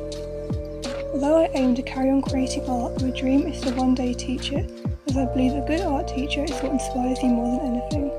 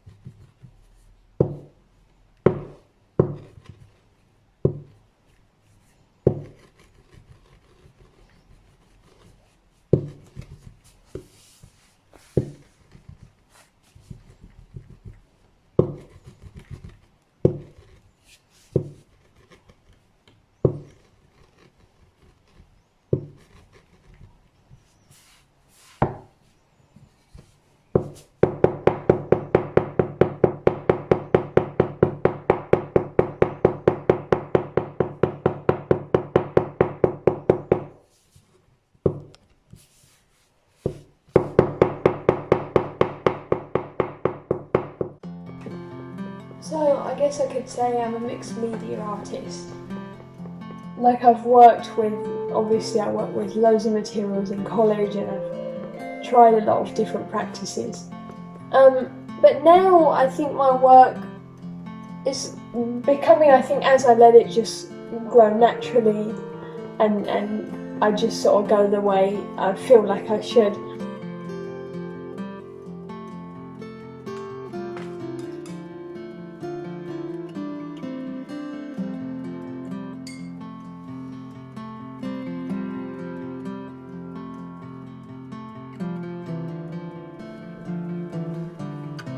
I think about narrative a lot when I'm making a piece and sort of building it up, and I think I sort of work off of, as I experiment putting down each thing, I'm thinking about what story it tells, and sort of in a classical sense, I guess symbolically, but really what it's saying to me and what it's reminding me of, and that, I think that makes the piece very personal, and that's what draws everything together in my eyes.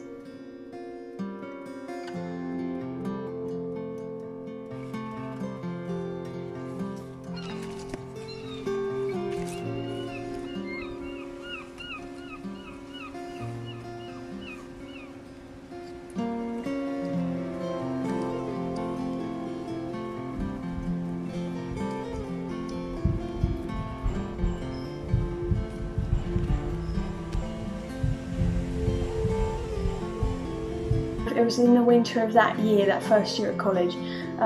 We had a trip to High Fest, to the Hastings Illustration Fest. We had a stall there at the college, and so we sold things. And I went to man the stall, and I was there on the last day. And one of my teachers said, you know, you should really get along to. It was the last, I think we left it to the end of the day, and it was the last talk that was going on. It was a talk on reportage drawing.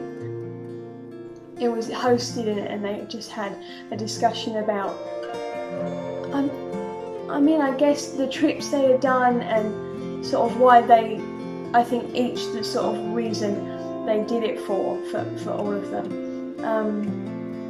It was really brilliant, I loved it, and I never heard of reportage drawing before then. Each of them had brought a collection of their sketchbooks from their travels and handed them around the audience for us all to look at, which I just thought was so lovely. And I think going to High Fest was maybe one of my first real looks into the sort of community it is here and like the things that are going on, because I moved here for my second year of college, and I was just sort of staying throughout the week intermittently for college that first year. And yeah, that was like my first glimpse in, I feel like. And that really inspired me as well, seeing those artists and looking at their work and hearing why they did it. I guess more than I ever had before. It was like looking into someone's art in a different way when it's, you know, curated by them. And I found that really wonderful. And so I refer back to them. I was looking at them still when I did my final project. And I drew, I remember going out to draw and just going out by myself around the town and just sort of sketching, and it was really different. It was different to what I had ever done before.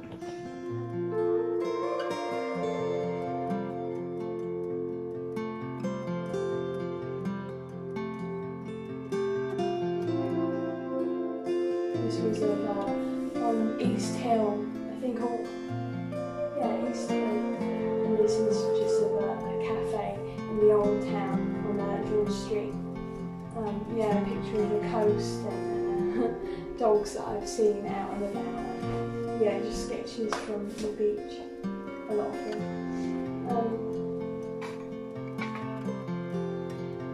It's like a memory, like a capturing of a memory. What I like is the idea that, you know, the viewer and people who visit that piece will connect differently to it or find something new in it that I would never see.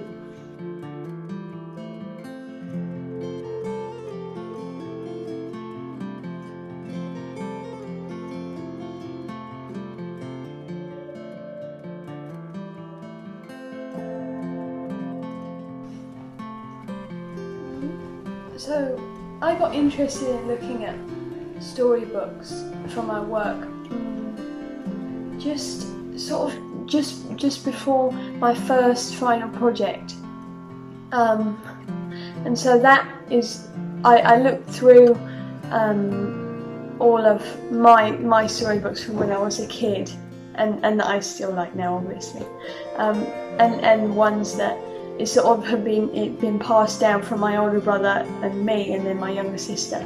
And so I have all these books, and I had them in my room at the time.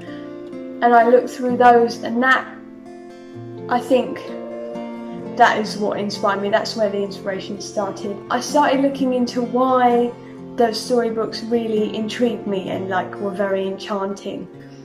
And I think I realised that it's because it's connecting to something very homely and sort of the same way that I explore my ideas in my head and they're sort of safe, and then you have to bring them out of you. Those storybooks were like adventures, you know, the same as we all had as kids, but it was like you could go on those adventures just by looking in a book. And I can still see that, I still feel that when I read them.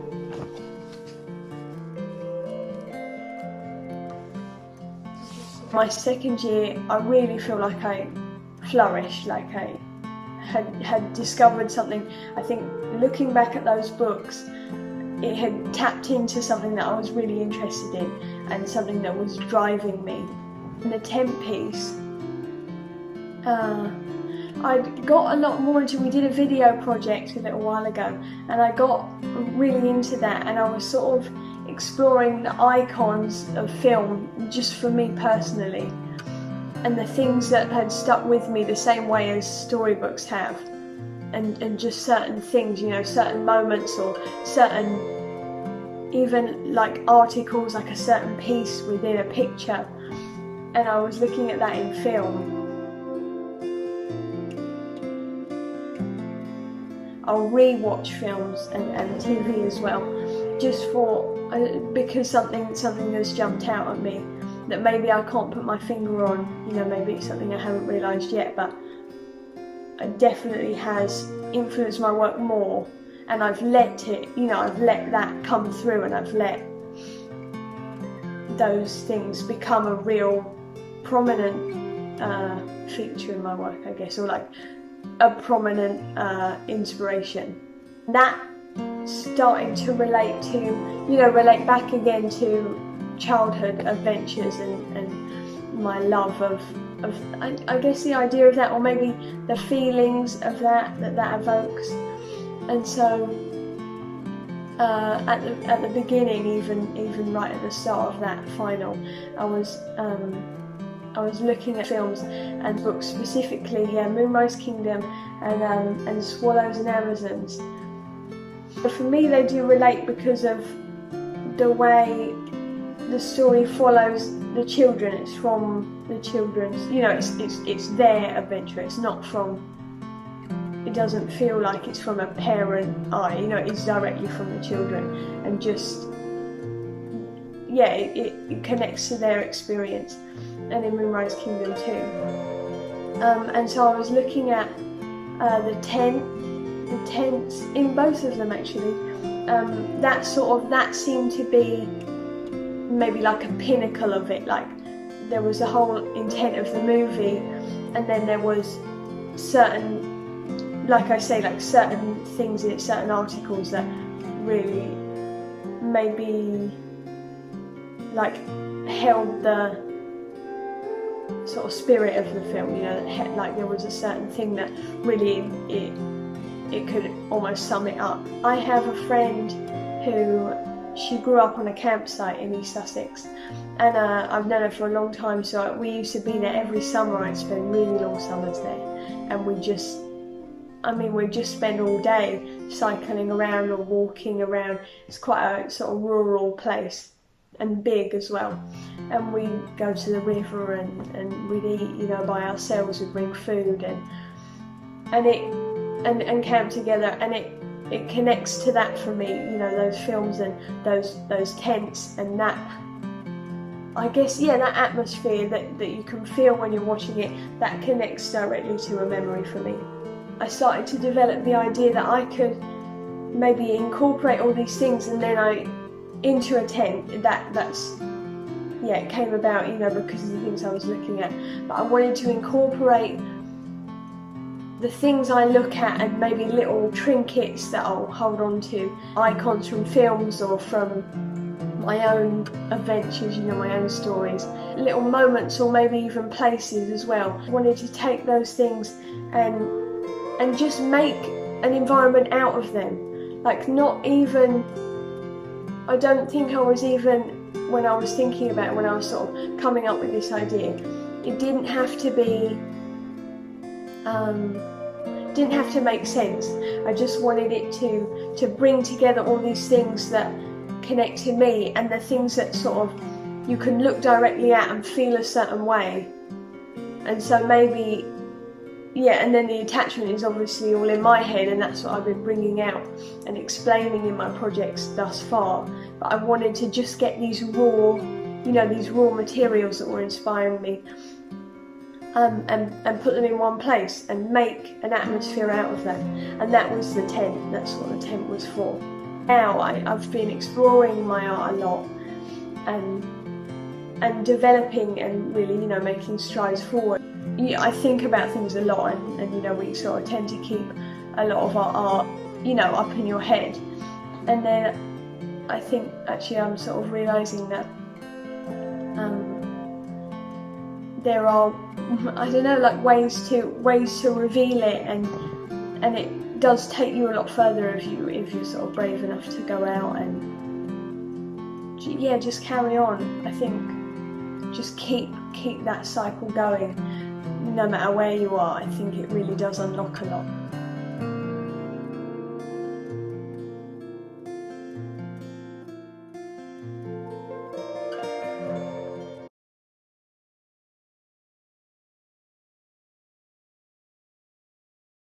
Hello, my name is Volkan.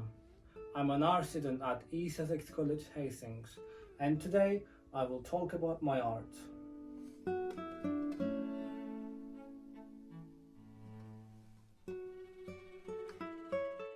With my last painting, I wanted to explore capitalism with a surrealistic way. I aimed to show to society what is happening. I wanted people to question the reality. I wanted people to open their eyes and see the true face of modern slavery. I observed the society and people, and I think people are hypnotized with the sweet dream of money. That is why the painting is called The Great Hypnotist. I symbolize society as a slave of the hypnotist. I saw what people can do with the ambition of money. More I see people, more I become disgusted from the system. But money never fulfilled my dreams. I never dreamt about wealth, while other people are dreaming of nice cars, big houses and money. People lost themselves while running after money. Time has passed while they work like a slave.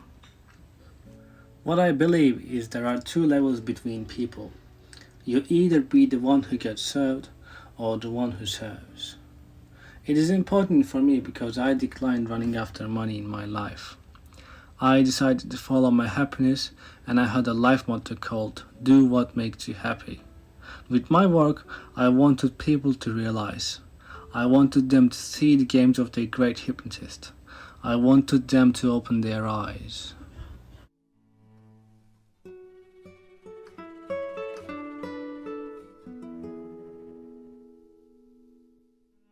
I like the feeling of creating something new from my mind, using surrealism, and it is just interesting.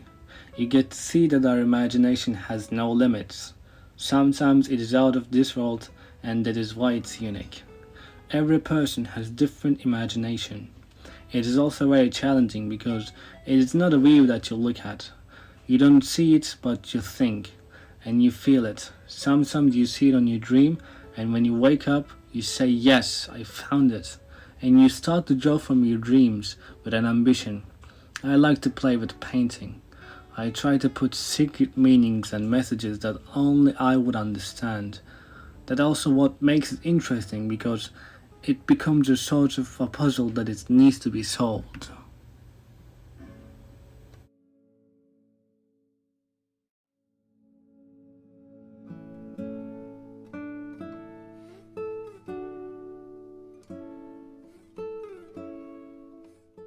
I mostly work with classical music. I get the inspiration from the other artists. Before I start, I search many different artists and their works. Plus, I use my depression to get inspiration. When I'm in depression, I find really good ideas, and I believe that the depression is the finest weapon of an artist. Depression and music is the most important source of imagination for me. One day an idea looks perfect to me, next day I find better ideas and I write them down. I'm ending up with dozens of drawings of characters, backgrounds and symbols. I think about them first, I imagine how would they look together, what would they mean together, then I just draw them quickly. Then draw another, then another. I start to paint when I feel ready, which is the easiest part for me.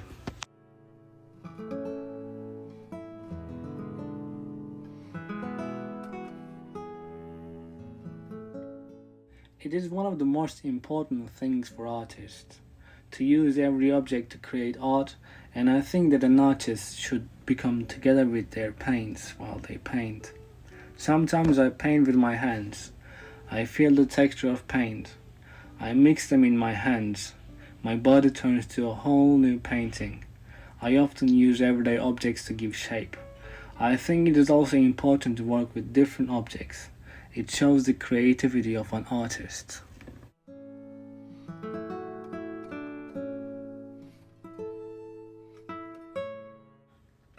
I want people to think about my art, not to just look at it and say, "Oh, this is looking good."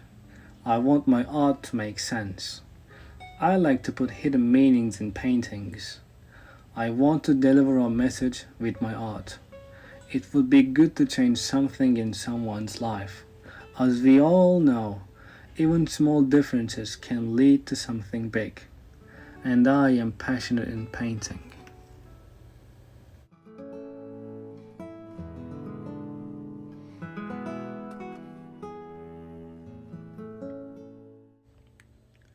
First of all, I think broadly. I extend my ideas. I wrote all of them to different pieces of papers. Then I made a list about what is important for me, and I'm trying to eliminate as much idea as I can.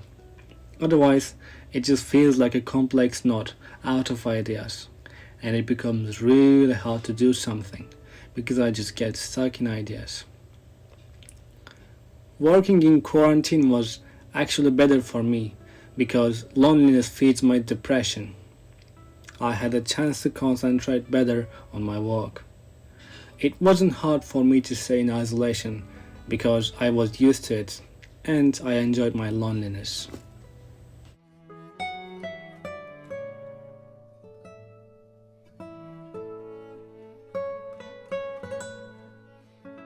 Being a student at ESCH College Hastings is good. I experienced good memories there. I felt the support of my tutors more than ever before. I gained confidence. I had one of the best tutors in my life. I improved my creativity and I felt free at our workshops.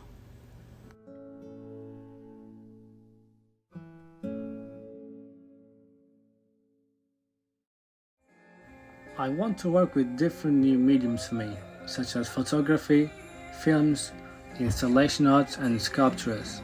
I would love to be a contemporary artist. I will try to prepare a good portfolio to get into the University of Arts London. I know it is hard, but I'm following my dreams, and I'm doing what I'm passionate about. Thank you for watching my video.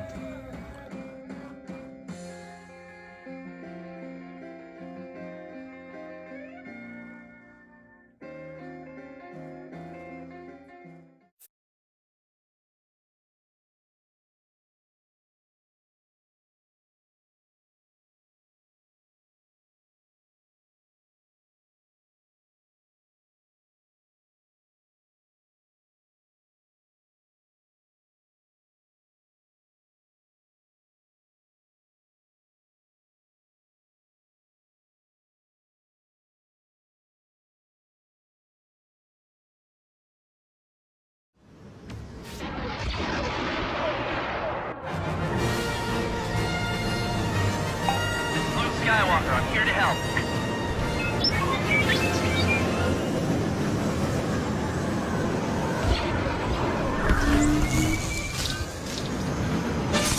TIE fighters have wiped out the squad targeting the port. Get ready for another run.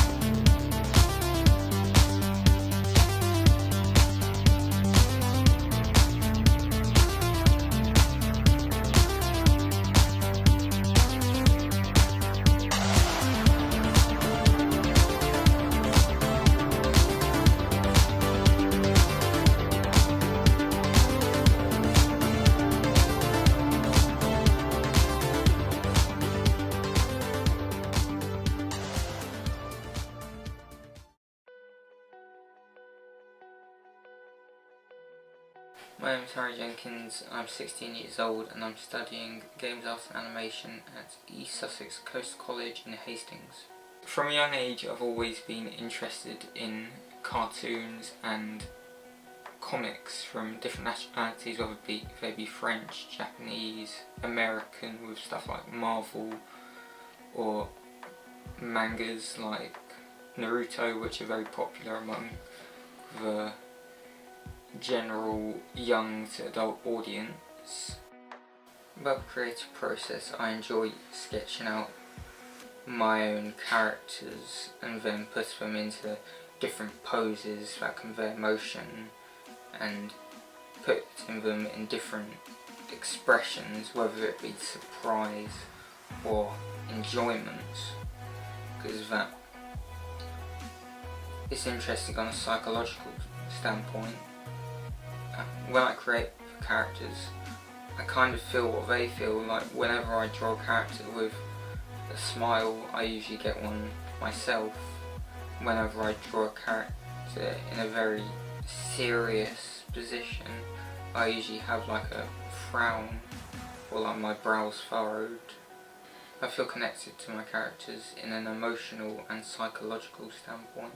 As a designer, what inspires me the most currently is things like mecha anime, say like the very famous Japanese franchise Gundam. I like to read a lot of manga and watch a lot of anime, and then those creative outlets give me ideas that I then put onto pad and paper, and then once I've created those I can put my own spins on them. I then put it onto Cinema 4D, extrude out different objects to then create an overall figure. In my own project, I like the red colour because it's very vibrant, because in like old kabuki plays, red colours would symbolise a good guy, but red can also be danger as well. Cinema 4D is very interesting because it's very technical. It can be very confusing at first, but once you get to know it as a software, it just kind of leads you along the way because it's not too complex altogether. It just gives you the bare essentials that you need, and then you can work with that and adapt and overcome and then create a piece of art. I would like the observers of my work to have an overall emotional connection to the characters, whether it be happy or sad, or just an overall interesting view, and then that could lead them to be immersed in the game. I'd like to carry on with what I'm doing in terms of character design and 3D modelling, and then see if that can lead on to an interesting future, whether it be in university and then going on to a art and animation job in the computer game industry or otherwise.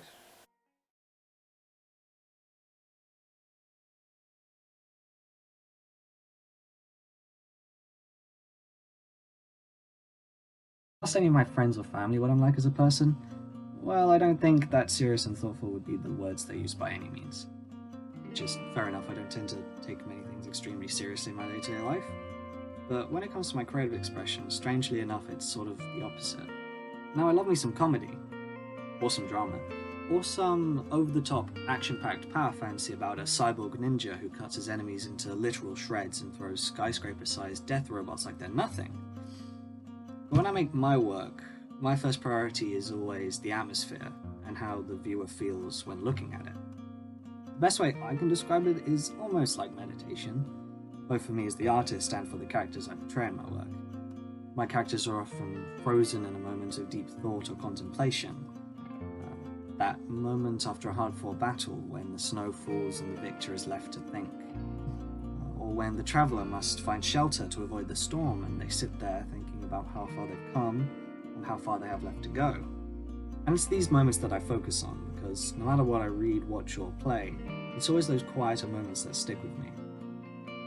And if it looks cool too, then that's a win-win. I'd describe my drawing style as under construction, For now, anyway. I've only recently started trying to develop a style of my own. See, some people are lucky and quite naturally develop a very distinct or cool style, but some people like me have to purposefully build one up. But luckily I find this process quite fun as well. I'm the kind of guy who likes learning a ton about a subject that I'm passionate about, so breaking down the styles of artists that I like or that inspire me is a very rewarding experience. I tend to draw in two distinct ways, depending on the project. My main style, if you will, is very manga inspired, though leaning more so to the realistic side of that. I tend to try and keep to natural proportions, and I draw my facial features a lot smaller than, say, something like Dragon Ball or Fullmetal Alchemist. Though my style isn't fully developed yet, and it might very well end up more stylized like those titles, and that uncertainty of where my style will end up is quite exciting in itself. My other style is very fun to use and is much more stylized. I sort of made it naturally when I was working on game concepts in class that were aimed at younger audiences. I tend to draw the faces very simple shapes, and I like making the legs a lot longer than might make sense.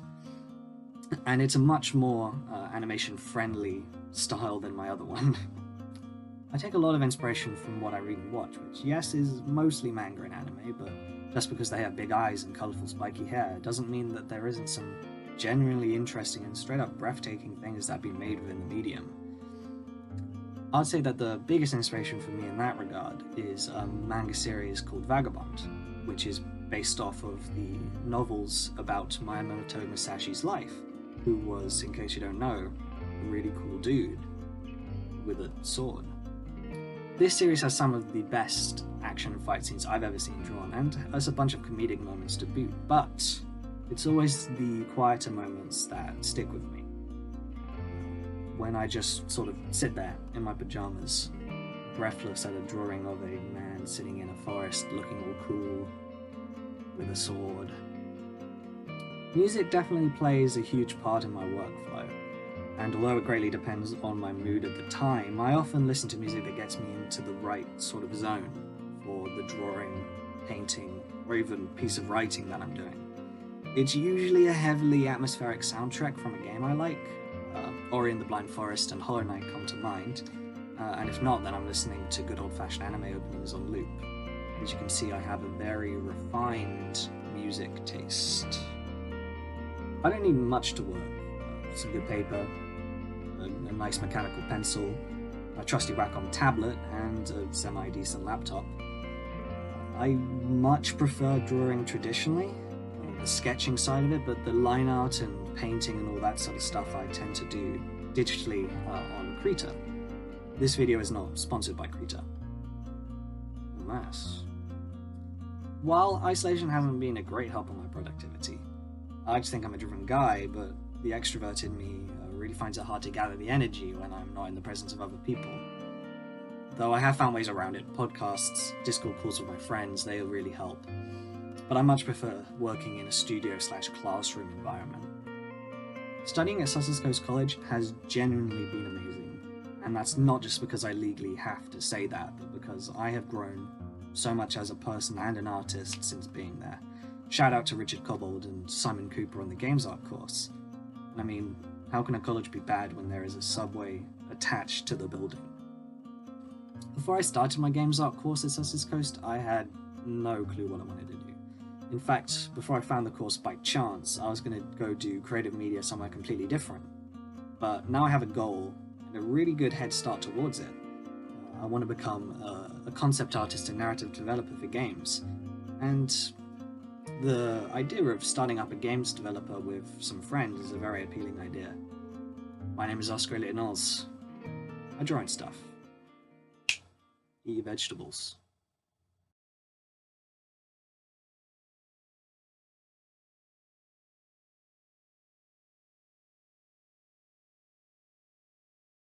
So hi, my name is Katrin Deacon and I'm here to talk about my work. The main experience in my work that I'm addressing is the idea of the world ending, and we're trying to save it, but it's not humanity, us, that's trying to save the world from ending. It's outside forces like deities or other beings that are trying to do it for us, whether it be for their own gain or out the compassion of their hearts. I think it's an interesting way how to explore things have culminated in recent years, and I also like exploring deities and powerful beings because I think they're really interesting and cool, and they have fun designs, and I think they make really interesting characters too. My favourite part of the creative process is experimenting and playing with ideas and throwing stuff on the wall and seeing what sticks and getting the most out of something. When I create my work, I take inspiration from a variety of places. The main thing that I looked at for this project were deities similar to the ones that I've created, so birth, death and fate.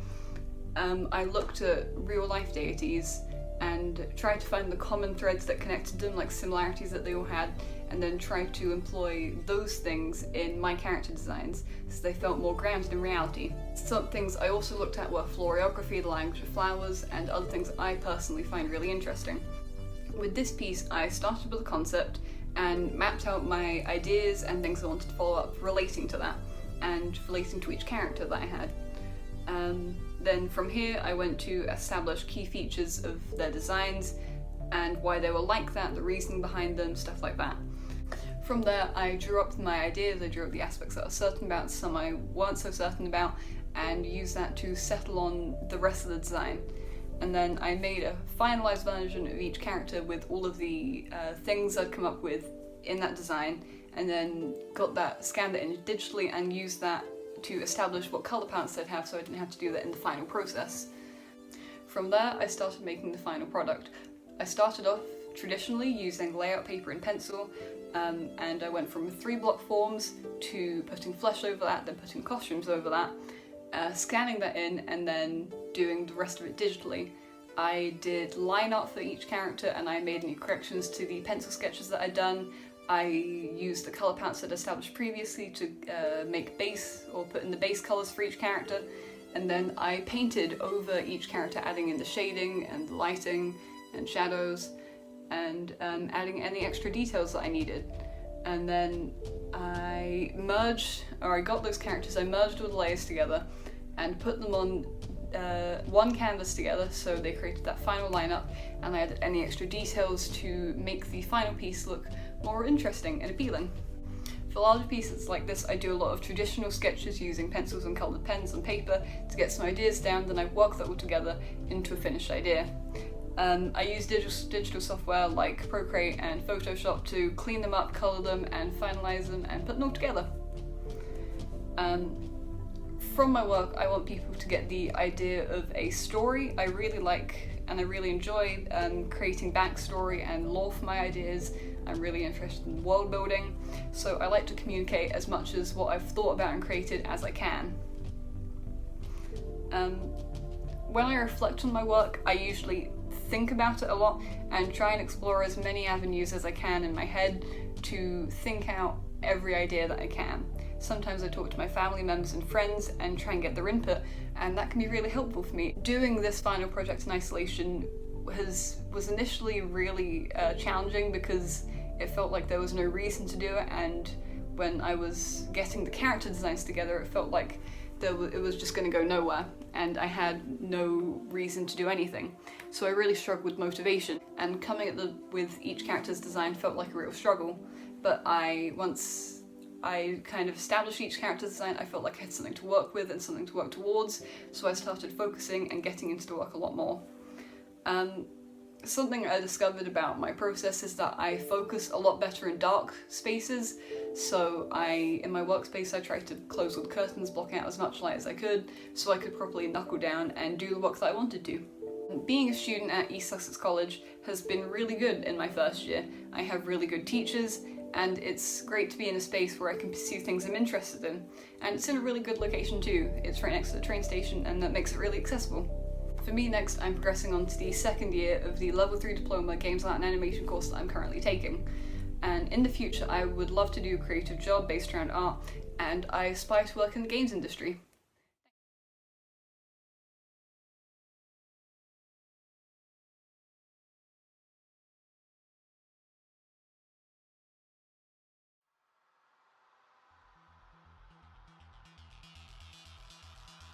I absolutely adore the genre of cyberpunk and have pledged myself to understanding it more.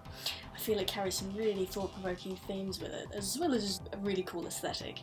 Cyberpunk is certainly one of the edgier subgenres of sci-fi, a very distinct kind of dystopia, which I feel lends it really well to grimmer narratives. When I make a piece of work, I strive to gauge a reaction from the viewer, the stronger the better. I wouldn't quite call myself a shock artist, but I do love it when someone looks at a piece of my work and it makes them squirm a little bit.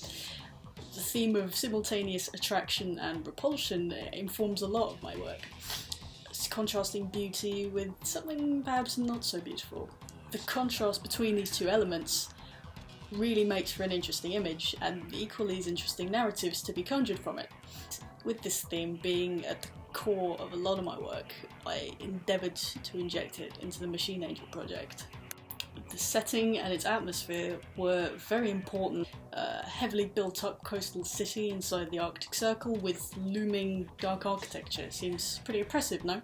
I've got a fascination with the polar night, which is where regions inside the polar circles don't see the sun rise over the horizon for more than 24 hours. And that's something I imagine provides a lot of atmosphere and really makes things feel all the more dramatic. The feature Alta takes inspiration from places like Norilsk in Russia and fictional settings like Callisto City from Cowboy Bebop and Argonne from Tron Uprising. Another thing which added to the atmosphere and tone of the project was the look of the technology and infrastructure. I imagined the world with more brutalist architecture and design in mind. I imagine the buildings in Alta are blocky and dark, made of concrete and steel, lots of pipes with numbers and lettering painted onto the sides of them, rather than having any sort of holographic signage or the like. The brutalism carries over into the design of the technology as well. It's big, it's heavy, it's dark. There's a lot of exposed wires and it doesn't look very comfortable at all to wear or to wield. I went with this approach as an interesting play on high-tech low life, which is a core theme of cyberpunk. It's mainly what the genre is built around. One of the most intriguing themes of cyberpunk to me is that of transhumanism, the melding of humans and machines. The relationship between man and technology has a very interesting dynamic within the genre. I believe there's definitely some master-slave dynamic between man and technology, with either side battling for dominance over the other. In the case of the Machine Angel, he starts out with mastery over his cybernetic spine. He utilises it flawlessly to enthrall his audiences. But then he loses his control to the tech in the back of his head. Once that's in, he's rendered completely submissive, fully at the mercy of the person controlling that tech. Or perhaps both he and the person controlling the tech are both slaves to the tech itself. Or even the angel had no control to begin with, neither over his spine, not over any of the tech whatsoever. In the final model, I tried to convey the tech's dominance over the angel by its intrusion into his physical being. The wires that go up his nostril are very intrusive, and the way the cybernetics are implanted leave a lot of withered and tight flesh around them. Additionally, the headset forces sensory deprivation on the angel, taking away his sight and hearing of the real world and replacing it with a simulation. I know this isn't technically deprivation, since he can still see and hear something, but I still consider it deprivation because it's not of the real world. This project took a lot of inspiration from some particular films, Perfect Blue, the short film The Witness, and the Clownstrouker music video. All convey very strong feelings of dread in them, which is something I really wanted to channel in this project.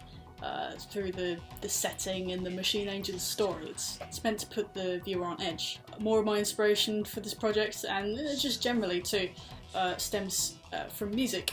I listen to a lot of techno and dream punk and EBM and many other befitting genres whilst working on this project, as you can imagine. I actually borrowed the title Machine Angel from a couple of songs by vaporwave group Death's Dynamic Shroud. Take a listen.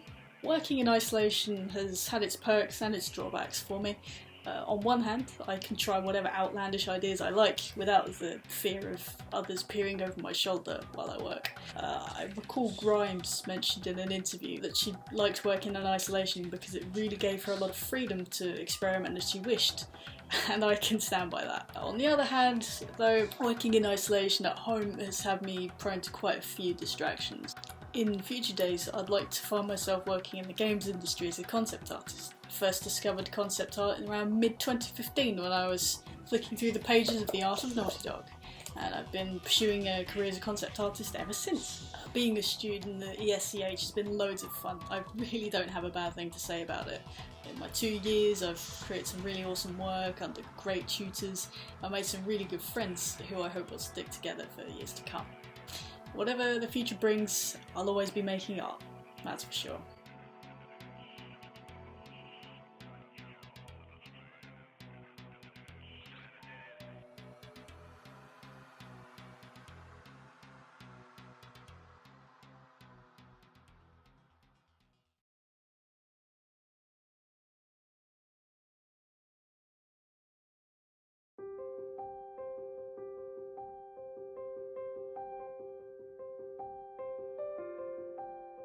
I've been drawing since I was about 9 or so, because I just really loved sketching and just drawing what I saw. I'd say cartoons and anime ended up really being an influence in that aspect, because I just wanted to draw what I saw, and I wanted to be able to draw like how I saw.